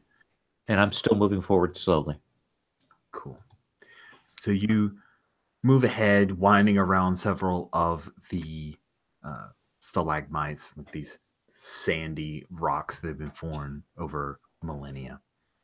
And as you do, you see there's a bunch of flying, like long creatures with these weird mouths that fly overhead, duck down, and you see a couple of them head for the speeder. And that's when you hear Jitters go, "Ah, son of a!" And he starts trying to pull feebly at a Minoc that has stuck onto his little carapace there, and is trying to. Don't be a baby. Shoot it! I'm not going to shoot it. Just pull it off. Just pull it off. You're a droid. Just pull it off. Eric, shoot it! So Eric is going to bring his long white arm and try to zap it. Kind of do the R2-D2 like zapper thing. Right. But this is a Minoc, which means that it kind of likes it because it sucks energy. So that doesn't go well. No, not like. Will increase voltage. No, stop. Hey, back. Like, come on, make some more noise. Why don't you? Stop shooting the Minoc. I'm not going to let it just. It's going to rip off my. Okay, hold still. And I pull out my Minoc bat. It's like a cricket bat. Yeah, it's got barbed wire and like a little mini cricket bat. And I go, this might hurt me if I accidentally, get bit. And I'm going to swing it and kind of crush the Minoc's head. Sweet. Whack the Minoc's head a couple of times as Jitters started to make it. I don't have the pain bolt. And then bam, bam, bam, the Minoc falls down. And it feels a little squishy. There's some like blood spatter, but it's greenish blood, so it's okay. That comes up and hits Eric there. Eric, put it in the cooler. Opens like a little plastic cooler and drops it inside. You see in there's like a container of blue milk. Sweet. We cut outside to you. Sorry, to you, Mavra. Mm-hmm. Didn't even use the name. Also, Tomer should get a point for that bad joke. I definitely use the Imperial system. That's cute. Thank you. That was good. Yeah, go ahead. Take an XP. All right, Mavra, you make your way through the stalagmites to look out, and as you glance across that kind of slit of open sky, you realize that this isn't actually a bolt hole. Like, it's not big enough for the speeder. You can climb up and out of it, but you don't think this speeder could easily make it out of this fissure. You do see the pair of speeder bikes that are zooming away, and it looks like you're at the edge of Beggar's Canyon. Like, and the vehicle's back still a ways, correct? Yeah, it is. I'm looking at the, height. I'm like, okay, we just need to make it a little bit bigger. I reach down, pull out a thermal detonator. Oh, snap! This is awesome! And see if I can find the best place to put it. Set on a little bit longer fuse. And I set it, and Naro sees me booking it back to the vehicle. Cheddar, is that flash, that little flashing pattern, is that a thermal detonator? Oh, man. Cool. So go ahead. I start backing up. Beep, beep, beep. I love that that's canon. That's the second time we've had that backup, people. I love it. You just hold on to that, and you always do it. I think you need to seize your egress by force here. Seize it? Okay. You got a good heart. You're fine. No problems will happen. There's not going to be a cave-in. Not much of a cave-in. Sweet. Cool. So I wanted to seize definite hold of it. All right. And maybe the other one. Let's see. We're trying to fight our way free, basically. Yeah, you can suffer a little harm because suffer a little harm. I think is what I want to do. You can look totally awesome and impress. I would rather be alive and out of here than look for personal glory with someone as feeble as Naru, to witness it. Cool. Thermal detonator goes off. Oh. There's like this, and a bunch of the stalactites start falling down. And you hear the Minots taking off, flying away, and there's a bunch of rumbling underneath you. But other than a couple of rocks hitting the roof, like it's a bus, right? So like a speeder bus, right? So it's tink, tink, tink, tink, tink, and there's enough of the vehicle's armor that, which is not really armor, but it's enough shielding to where you're okay. And then you see there's a much wider hole that you can get this speeder out of. You guys can leave. Let's get out of here. Get up and out. You're onto the sand. The speeder bikes appear to be gone, and you have not found the pod racer. Hasn't come after you. What do you do? Let's just head back to town. Sweet. Yep. I'll collect my money and from Doug, and you'll get half as we agreed. Fair enough. Cool.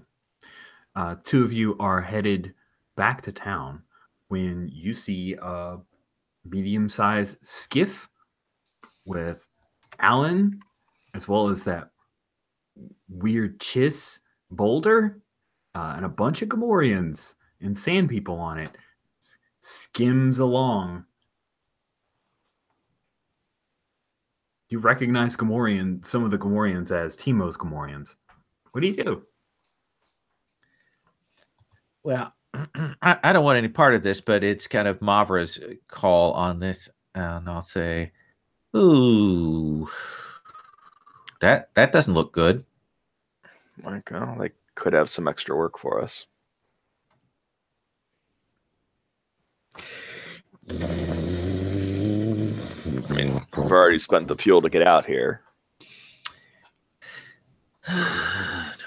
For being a human being, helping people. God, it's too freaking stupid. I thought we were getting paid. I need a new shoulder now. New shoulder. Look at that. I reach back and I have like expanding foam spray, and I just spray it into the gap there. and we'll ride towards Timo's sledge. Sweet.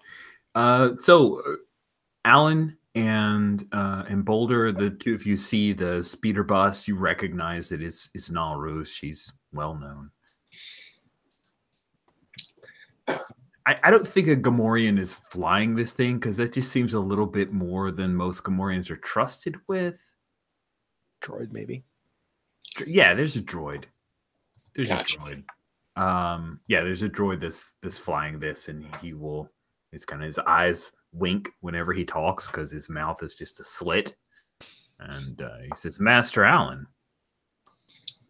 Allow them to approach. They're friends. And the skiff will kind of slow down and then gently hover over the ground as you guys pull up on your speeder bus. I want to say in the back of this this big sledge thing, there's probably like a little. It almost looks like a little encampment of Tusken Raiders, right? Like they've set up a little fire on the.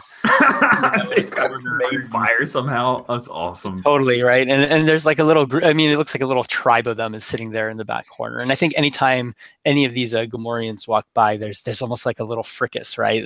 Like some of the Tusken Raiders will make some sounds, and the the Gamorreans kind of like back off a little bit. Like, So they've kind of like, yeah, nice. But it's almost like their turf, right? There's a corner of the ship which is now like temporarily theirs. This is the new Tusken hideout. I love it. So we can latch on Nauru. We'll see if we can. We'll see what they're up to. Okay. Oh, what the scrog? What are you doing here, Boulder?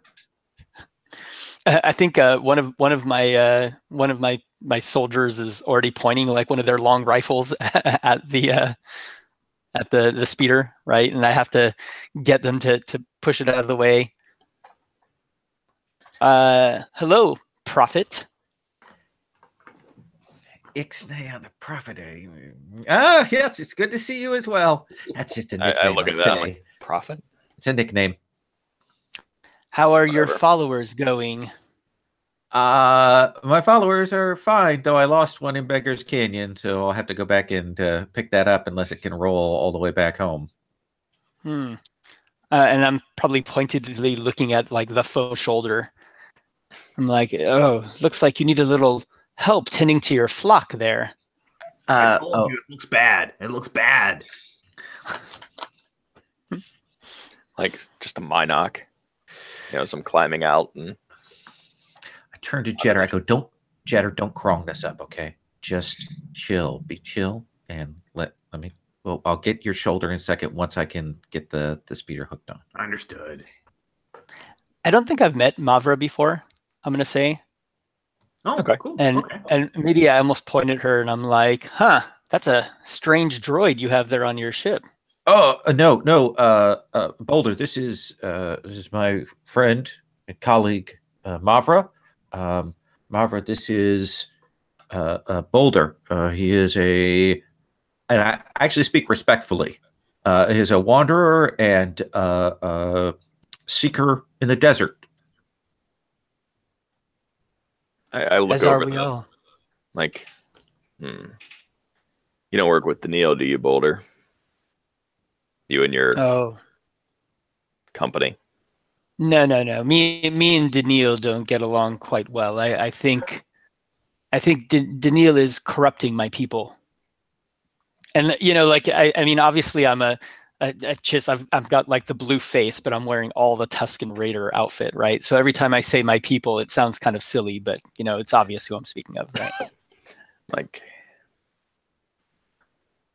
well, Daniil's not a friend of mine either. It's In fact, I look at you. I'm like, Timo has decided that it is time to deal with Daniil. That's where we're on our way to now. oh, good. Would you? I join give a us? little nod. Yeah, I give a nod over to Mavra, and I'm like, I think we'll get along. Like, he has one bounty on my head. I want to make sure no one collects. Ooh, we'll get along very well then.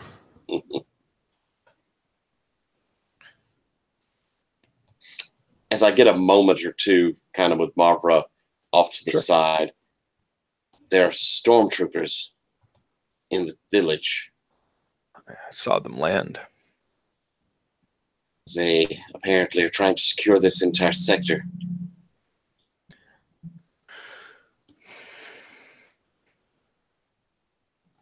Like, that'll likely be bad for business. I take it your business went well. The racer will not race. Doug will be happy. You didn't kill him, did you? Of course not. It's a pod racer, not a soldier. Alan sort of smiles. However, one of the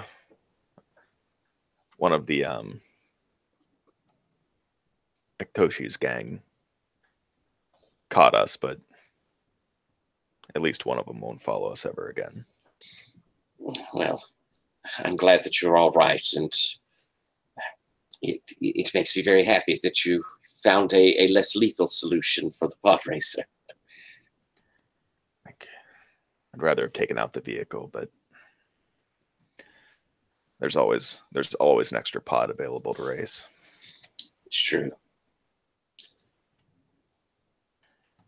Why are you with this Timo party? This, and I point over to the was it Weequay? He had managed to capture one of Daniil's people. I had to gain the information of Daniil's location from him. It was not easy. He was very strong-willed. The stormtroopers were going to take him. Had I not succeeded, however, which was a very near thing, they were also going to take Boulder and I. Oh, that one too. No, not at all. So, when I'm looking around the ship, who's actually leading this war band? My name is IB-33, the pit droid says. Just the pit droid that has been flying this thing. I am the official representative of Team of the Hutt in this endeavor. I command the Gamorreans. Mavra. I just look as if he's not there and look to Alan so brute force is the only tactic being used. I believe Timo wants him eliminated completely. Well, I think we're going to have to, before the fighting starts, jump onto the speeder. We'll have Naru put us in a better position than this mob. I'll hook it up to the tow bar.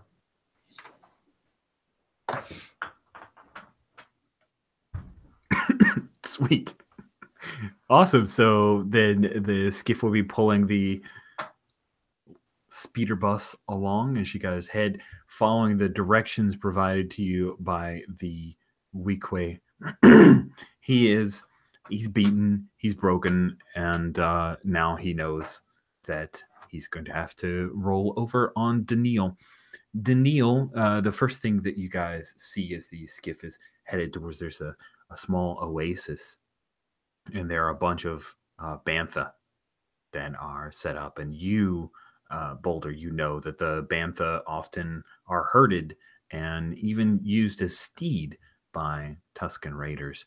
Why is it that your people do not have any bantha? Simply put, I can't control the bantha. I think they let out some kind of I think the connection between these people and the bantha is very, very deep. There's pheromones involved, right? We're not just talking about oh, this is a beast of burden. And I think that interferes with my ability to control them, right? So I need them separated from these beasts. When they make those bonds, I can't I can't do my thing. I can't keep control of my people. That's awesome. So there's this moment as a bunch of the Tusken Raiders, they all stand up from their little area where they were frying some womp rat and other things. Like they had a couple of vegetables that one of them carried underneath their robes, and they were spicing it up and eating it and kind of working into their, moving their cloths aside and eating. And they all stand up and they see the bantha, and there's just this moment of like, oh, horsies. But they don't say, they don't verbalize, but there's this calm that washes over them there, and doesn't cause any problems for you, but there's that connection like you talked about. Right. The skiff continues over, and you can see at the oasis the pit droid Ibis, he calls himself IB-35, skims around a little bit, keeping out of sight from the dunes. But you're able to look over the side, and you can see that there are a couple of kind of crappy looking speeders. Way not worth your effort. No, you could rebuild these things so much better. But there's a lot of Tusken Raiders here, and you can see that there's like a nice tent, a nice size like pavilion type tent that's set up right by this oasis area. And your Weequay prisoner says, Neil is in there. He says it in you can hear it, like you can intuit it, Alan, but he speaks in his own language. Okay. That looks like our spot. And I'm going to begin scanning the horizon over there. I suppose I'm trying to keep an eye out as we're heading in. Okay, cool. Why don't you read a sage? Can I do keep an eye out instead? Oh, yes. Why don't you keep an eye out? Let me bring that one up so I can make sure I remember it. Keep an eye out. I should control F, but I'm so committed to trying to find it visually. I'll just, darn it, keep an eye out. Well, I got a 10. Sweet. On a 10, you hold 3. And so during this battle, you can spend your whole 1 for 1 to help people out. Cool. The plan is, from Ibis, he's going to wheel the skiff in. The Gamorreans are going to jump out and start hacking up Tusken Raiders. And then there are also a few blasters that are set up, and the pit droid is going to control that. Mavra, what are you doing? Ibis, you need me in this fight? Of course. I assumed that since you were coming, you were Timo will committed. pay? Timo will pay, of course, if you will help. If you kill Daniil, 3 barter. Done.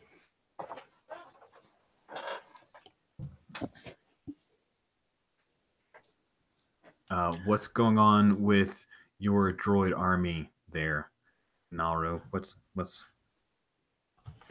I'm just here to refill my milk. So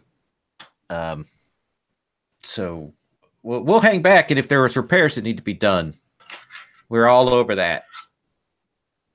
Everybody get down. There's going to be gunfire. Yeah, jitters. Good plan. Good plan. Absolutely. 100%. I go, all right. Get him. Cool. So you're in the speeder bus. You just kind of decouple from the skiff. No, I'm gonna hang. I guess I'm gonna decouple. And I will say to Mavra, I'll say I'm gonna keep the speeder bike back. If things go really bad, you can come running back to here. Will do. Okay. And I turn to Boulder and I go, not the way of the warrior for me. You're a wise leader, Prophet. Thank you, Boulder. Don't look at me like that, Alan. Yes, Prophet. As the skiff starts trailing away, Jitters looks over at you and says, he means the making money Prophet, right? I've never quite understood that homophone thing. Let's get your arm fixed. Oh, cool. Ari pulls out the Minoc and starts slicing it like a little chef with this little vibro. He's got a little vibro knife arm. Put that on a little crust of bread. It's like a little Tatooine sashimi. That's right. That's awesome. So with you guys in the skiff, the Gamorreans are all dropped off. The Tusken Raiders are getting they're mixed feelings here, right? These are their brothers and sisters, but they're also controlled by Daniil. So they I don't think anybody's going to directly say, but from their culture, like they don't want to roll up on this other clan and just slaughter them.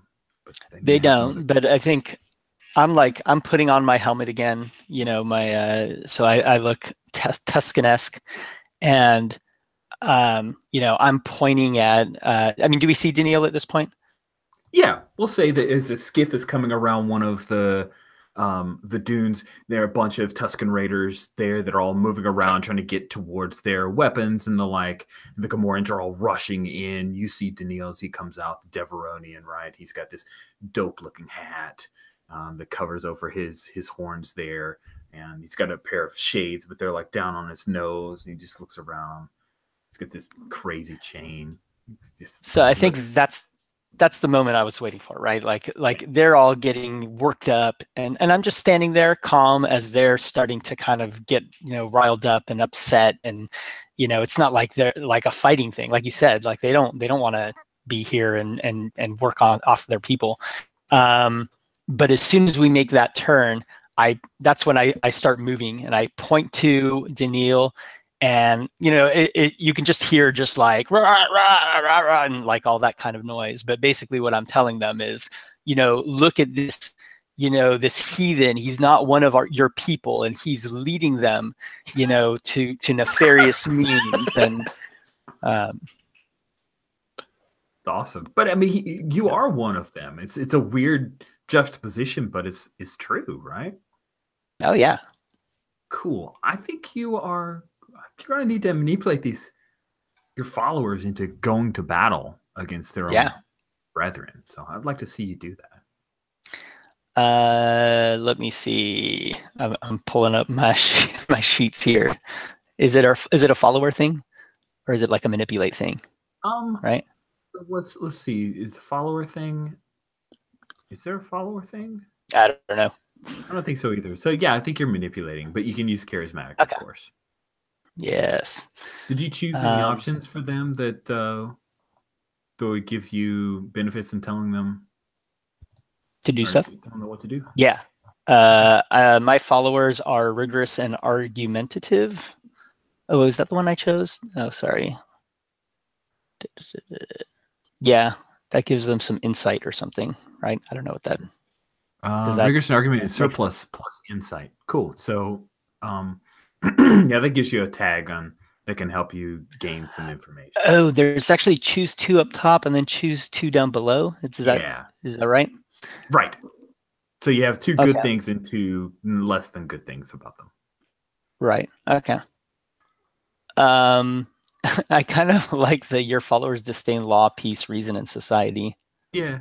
So there's some violence and whatever. But yeah, okay. That's good. So anyways, so I'm gonna roll charismatic. Sweet.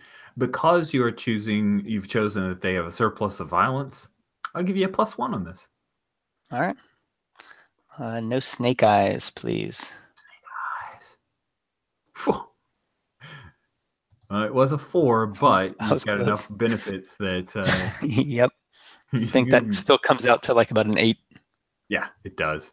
So on an 8 on a manipulate, believe that you're going to have to fire the first shot. Yeah. So and I think that's what I do. Like I'm yelling this war chant, and I'm pointing at Daniil, and I think Tigur is right next to me, right? Because he's my right hand person, and he's got the big gun. that he's not pointing yet, and I just pull it out of his hand and raise it and take a shot at Daniil. I don't even care if I hit him or anything. It's just supposed to be symbolic, right? Love it. Awesome.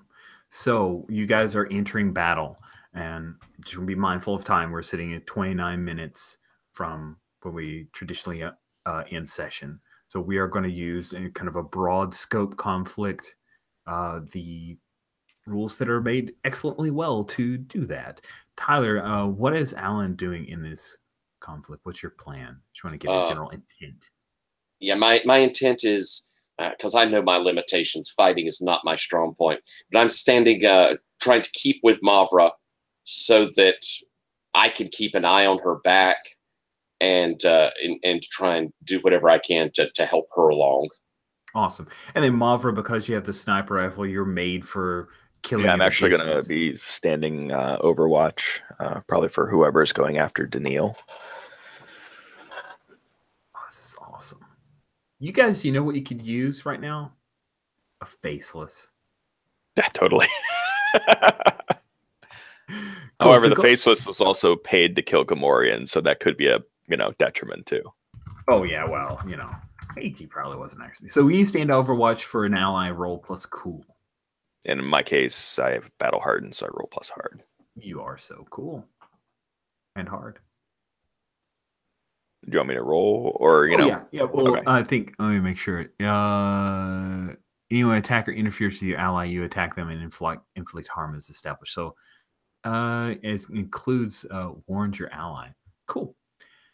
So yeah, the manipulate roll, you not only have to fire a shot, like you're going to need to get in on it. You don't have to necessarily lead the charge boulder, but you need to be engaged in part of this battle. So I think dropping down from the skiff with the other Tusken Raiders, you guys charge in with rifles. The Gamorreans are your front. They're the cannon fodder, as it were.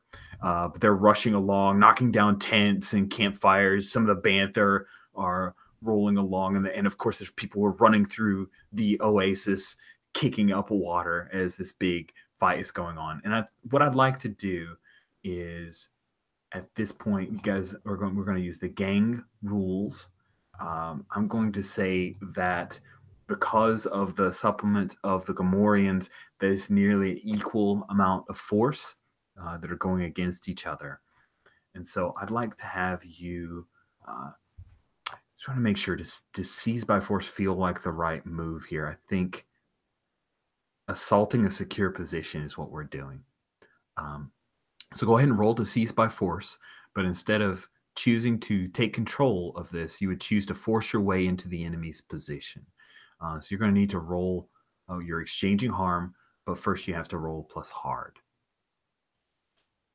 So Tomer just ducked out for a second. Oh, okay. Let me roll my stand Overwatch, and that way, if it comes into play, we'll have the dice ready for it. That sounds good. Overwatch and nothing. Is that a fail? It is a fail. Oh, goodness gracious. That is just lovely.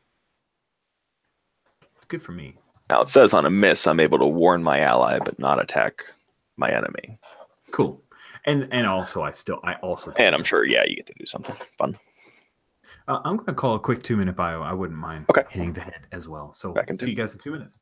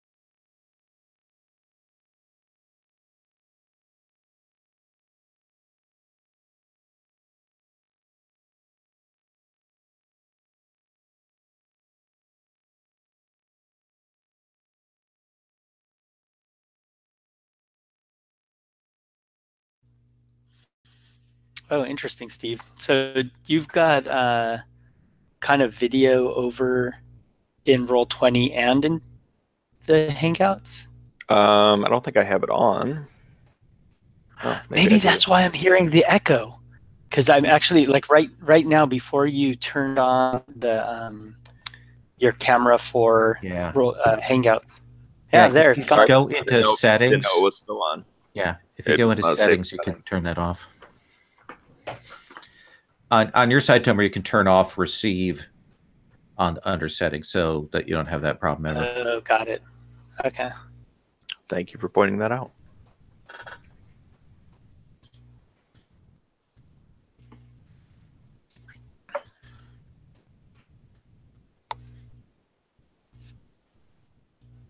I wore the closest I could find a Star Wars shirt. Spacey. Rich has that. Let's see. I think he has his star background up, and he actually changes it between games. Like he'll go and take that down and put the other one up. So that's his dedication to verisimilitude. To the art. Yes.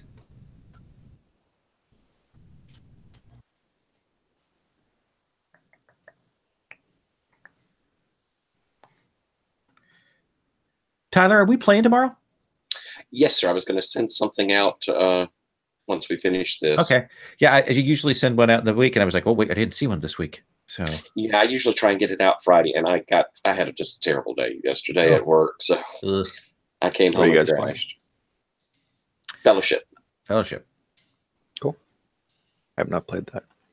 It's very interesting. It's a neat game. Yeah, I got to kill my mother last session. You did. Was that good? Nope. Oh. Nope. Sorry then. It's been a pretty intense game. The sort of the ghostly haunting buzzword phrase that ended each of the last two sessions was, "You are not my son." Ugh. Sorry about that. Okay, I'm back. Sorry, just ran upstairs, so taking a second. All right, you guys are closing in. Wait. You don't have your star map up behind you, Rich. No, I know. It's right here. I failed today. It's the worst. I know. I'm normally so on point. I even told myself this morning at one point, got to put that up, and then I didn't. It's utter fail. Hold on a second, guys. No, I'm not going to put up the star map. I'm just going to eat it. I failed today. Here we go. You guys were Gamorreans crash into the front line of Tusken Raiders. We got blaster bolts that are differentiated by colors, so we know whether it's bad guys or good guys shooting at each other. A bunch of Tusken Raiders screaming out their calls at each other, challenging each other, and we zoom in on our Chiss Boulder as he charges ahead, heading towards Daniil. I think I'd like to see you. So, do you think this is? Are you going to do single combat with him? That doesn't seem smart for you. Or do you want, as a group, to seize by force and assault this secure position? So you made that roll, right? Sorry, I'm catching myself up. So, had we already rolled the assault a secure position? No, just the stand overwatch failure. Stand overwatch failure, which means you can call out an alarm. But I have a hold that I can use on Mavra for when I get a chance, and I think I have an idea. But let's roll forward with our assaulting a secure position from our fucking Wackanut. I love that name. It's just the best. Boulder, go ahead and roll plus hard, because I don't think you have a stat swap of any kind. You don't have any bonuses. We have an Overwatcher keeping an eye out that could possibly help you out, so we'll just leave that. I think actually what I would try to do if I was being tactical, right, is I know that these the big banthas, right, they're going to be a problem with me and trying. What I want to do is I want to take control of Daniil's people, right? Or at least some of the people, to kind of try to either make them not fight as hard or to fight for me, or one of those things, right? But I think the banthas are a problem, so I want to try to get them running, right? So maybe I'm trying to even direct either my people and myself included to try to get them to run, and that'll give me like an opening to try to take over a little bit. Ooh, I really like that. That's super interesting. I want to go ahead and have you then just roll a regular seize by force, but what you're trying to do is you're trying to specifically move the bantha out of the way so that you then can take control of the sand people. I love it. Yes. If I can, cool. I think I want to, as I sense him reaching out, because it's you reaching out with your mind. But that's our thing. Yeah. I'm going to give a bit of the force, the energy, as we can kind of hear the screams of my people flooding into the order he's giving them, and have that as a suggestion, which will give you a +1 on any rolls to make the effort. And I use one of my holes. Ooh. That's kind of cool. We've affected each other's thing. I mean, not necessarily in a positive way. We'll see how it goes. All right. So I'm going to seize by force. So roll plus hard, right? Yes. But you get that +1. Add a +1.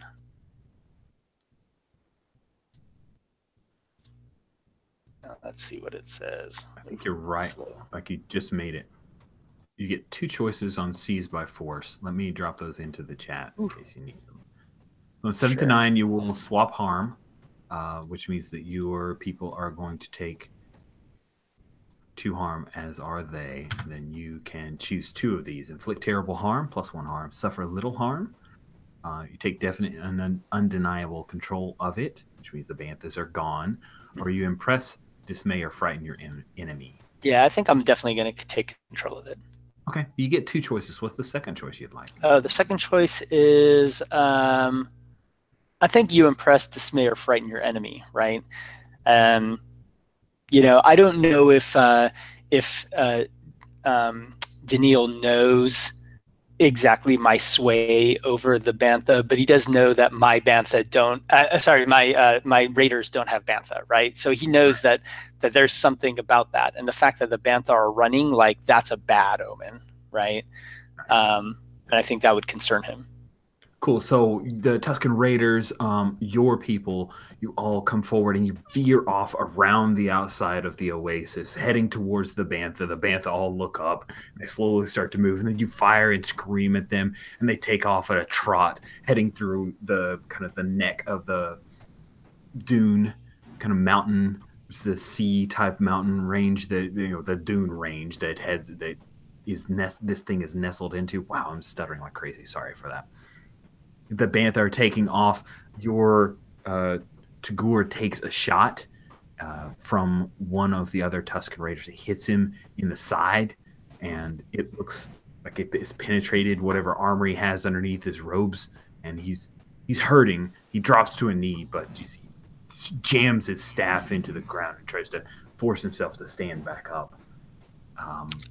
I just want to say one part of this here is, like, this is not friendly stuff. Like, 1 or 2 of my own people are probably like having a hard time attacking the banthas, right? I mean, this is their unicorn, right? And every time that happens, I swing out my little stick and I hit them on the side of the head to, like, get that out of their system. Nice. There's one of your Tusken, your same people actually comes up to a bantha and it fires up in the air, and the bantha like rears up and squashes him, and they just continues on, and he drops his weapon like he was never intended to shoot the bantha, but the bantha doesn't understand that, right? And so the herd starts to stampede, and they rush past you. Of course, Nelru, as you're out there keeping things, and everything starts to shake a little bit, even though you're hovering over. We just do that for dramatic effect, and we cut back to the fight with Mavra. You were trying to keep Overwatch, and as you do, you see that the Daniil, he grabs a jetpack out of his little hut, and he like throws it on, and he pops up, and he's going to try to GTFO at this point because the bantha are taking away. He does not know what's going on. There's a lot of chaos. What do you do, Mavra? Because he's going to try to get the hell out of Dodge. Oh, Steve, you're talking on mute. Sorry about that. Because Star Wars, is there any jetpack on the skiff here that's unattended? Oh, I want to roll a die of fate. So let's roll our die of fate. Roll 1d6, 3, 4, or 4, 5, or 6. There is. Oh wow, there is, but it's not in great shape. Like, I'm gonna shrug into it and go after him. Sweet.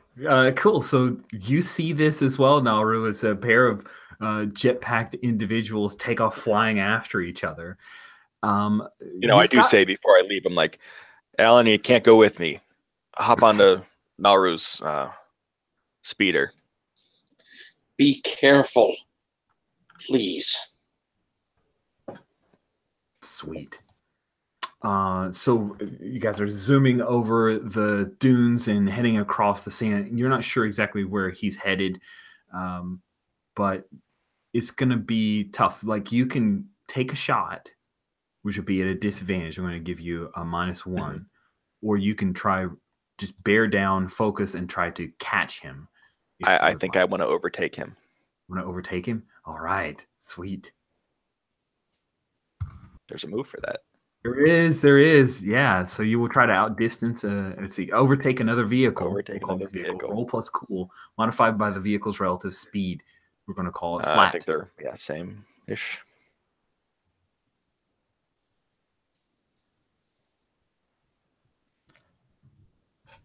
Nice. 9. What does it On say? a 7 to 9, choose one. You can overtake them, but your vehicle suffers harm. You don't overtake them, but you can drive them to a place you choose, or they outdistance you, but their vehicle suffers harm.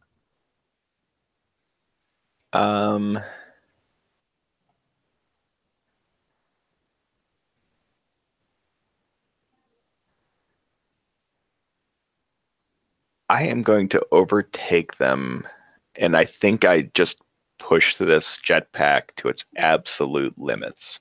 To where it's, smoking, from places it shouldn't smoke. Sweet. And I would like the overtake to be like me grabbing him. Oh, we are right on the same page, man. I love that. Yeah, so you overtake, and he starts to sputter, and then you reach out and you grab his foot, and you're twisting around, right? Because you don't want to get hit by the exhaust of the other jetpack. But your jetpack is completely out of fuel and spent, and he is going to draw a blaster, and he fires on you because you're right there.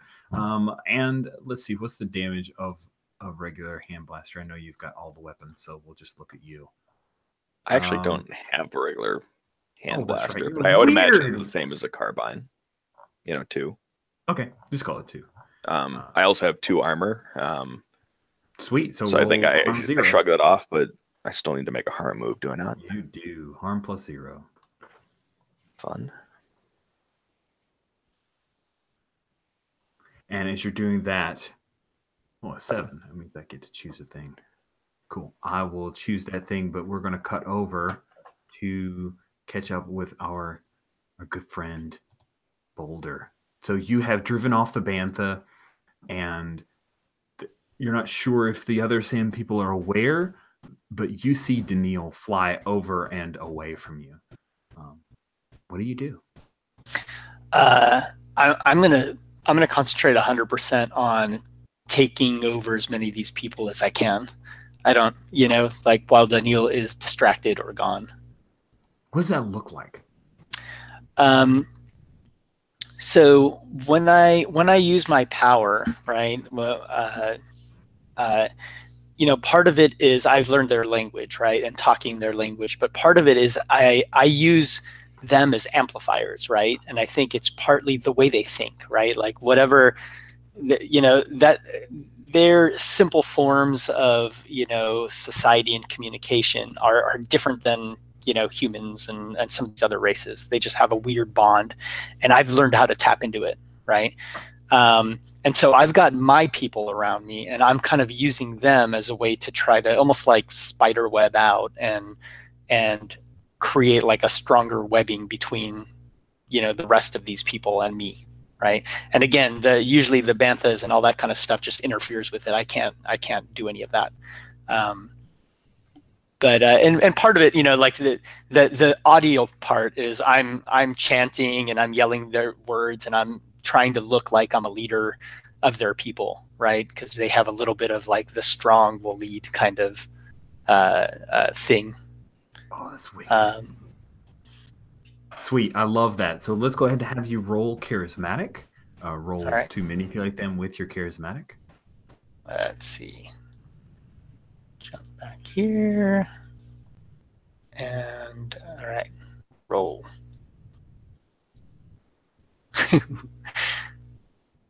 What does that come out to? Looks like an 8. Yeah, that's not too bad. Not too bad. All right, on 7, 8, or 9, you. Oh, there we are. 7 and 9, they'll go along with you, but they need some concrete assurance, corroboration, or evidence first. Will be decent evidence here. So you're proclaiming yourself a leader. They say, a couple of the Tuscan, you think female, they step forward and they say, you have to kill, when Daniil is dead, then we will listen. But they actually stop fighting. They will stop fighting at this point. All right, then, yeah, I know what I need to do. So I'll need to, try to chase him down. Cool. He is way off in the sky, far away. But if you want, you can try to run back towards the skiff. Or you can, if you want, you can run over to... I spend my hold. Rich, and the speeder is right next to him with me driving, and we gun it so that we can pull the head off of this after Mavra puts a bullet in his brain. Oh, that's perfect. If possible, and Alan is with me. Yeah, if possible, as you're running by, I'd like to leap off the skiff and land in there with you. We have this owl-headed, like, close-up of the Kamasi jumping through the air. The speeder catches you and keeps moving. And we'll have Eric, like, pulls you up on. And, yeah, you guys zoom across. You pick up. Of course, Tigger is there as well. He's in the back, right, bleeding and grunting in pain, but not worrying about it. And you guys are headed after. You got Mavra holding on to Daniil. Mavra, you lose... Am I holding on to the deal? You're holding. I'm not gonna on 7 to 9. I could have you lose grip on him because that's what you're holding. But instead, I'm going to say that you lose your grip on your blaster carbine. Okay. So yeah, he took a shot at you. It didn't do much other than you dropped your blaster carbine. It was like held by a shoulder strap, right? And so it hits your armor and bounces off the strap, and then it falls down to the ground. What do you do? I grab one of my many vibro knives. Yes, you that do. I have on me, and as I'm holding on, I'm taking the weapon and just stabbing into his leg. Oh, that's wicked. Okay, cool. I want you to do something under fire here. Okay. Because I think he's not going to be able to do a whole lot to you other than have you roll harm 0 again. But you definitely have a lot of danger in that you are hundreds of feet up in the air.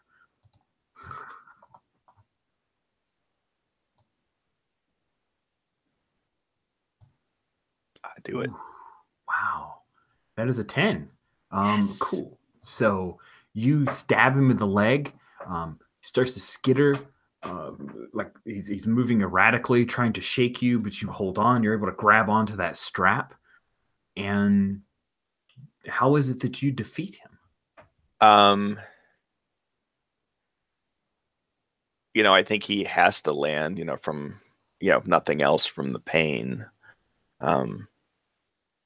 And when he does, as he's landing, I'm sort of using the knife to grip, and I'm sort of like reaching up and climbing up him as he's flying, and the knife Sweet. goes in each time.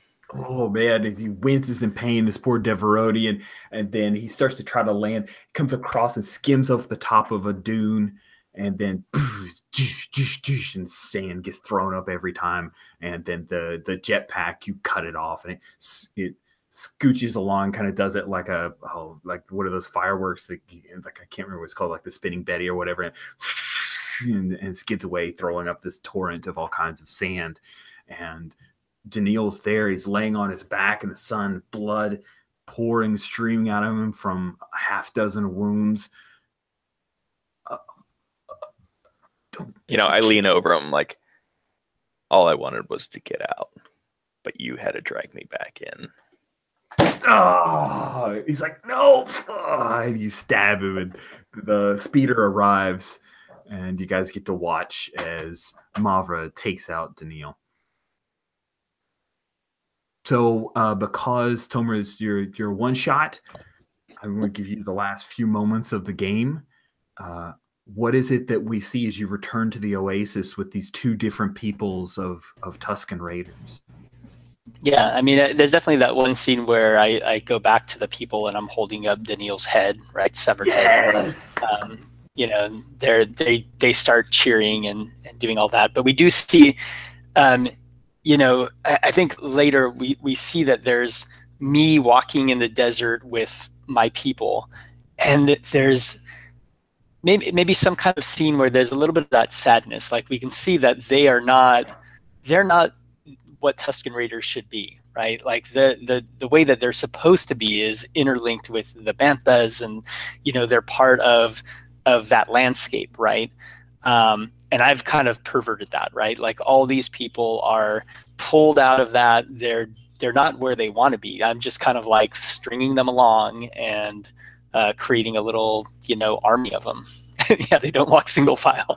Oh, that's awesome. You guys are walking up a dune together, and yeah, you're spread out. You don't walk in single file. And Tugur is walking alongside a Tusken Raider that, we'll say like there's some kind of red paint that it was on the ones from before. And so you see is a female Tusken Raider that the two of them are walking together, and he's leaning heavily on his staff, and he looks back, and the two of them both turn at the same time, and they look across, and you can see along the horizon, right? And there's the herd of Bantha, and they're watching them as they're walking away. And Tugur's the first to turn back and look at you, and he kind of taps the other Tusken, and she pauses, but she looks back, and that's our last moment for today's session. So we have an end of session stuff to do, and then I'd like to do Roses and Thorns. At the end of every session, choose a character who knows you better than they used to. If there's more than one, choose one at your whim. Tell that player to add +1 to their HX with you on their sheet. Nalru, who knows you better? I think I spent a lot of time with Mavra, really working with Mavra today. So I would say that Mavra would. Maybe I'll need to cross off the left me bleeding part. Aw, you guys getting positive now. Mavra, who knows you better? Nauru, in this case. Woohoo! Oh, you guys are so cute together. Prophet. And Boulder, who knows you better? Oh, definitely Alan. I mean, if it wasn't for that assist at the very end, I would have failed that role, right? So I think there's definitely an understanding there. Like, we know that we are kind of on similar style paths, or Nice. And then last but not least, we have Alan, who knows you better. I think probably in that, be careful, please, and all that. I think it was Mavra. I think maybe Mavra's starting. I'm definitely seeing something there. Yeah. It's so cool. Oh, I just love it. I love it. Great. I'll need to pursue that next session. All right. Well, we're currently at time, so if anyone needs to go, feel free. If you have a few minutes, I would love to do Roses and Thorns. I actually have to go. There's a baby shower that we need to get to, so I need Okay. to Okay. I get hope outta that here. it's clean and smells good after the shower. All right. Thank you, guys. Thanks. Would love to hear the roast Bye, of Lolo. blood. You can give it to me later. Lolo, Okay. I'd love it. Will do. Appreciate it. Cool. Bye. I'm also gonna have to give it a little bit later because I'm at my folks' place and my mom's like, I gotta Skype with my sister in another Aw, country. very cool. Go ahead. Thanks, Tober. Appreciate it. See you. Thanks. Glad That to was have great, guys. Sweet. I'll go ahead and stop broadcast. And if you guys want to stick around for a minute, it'd be awesome.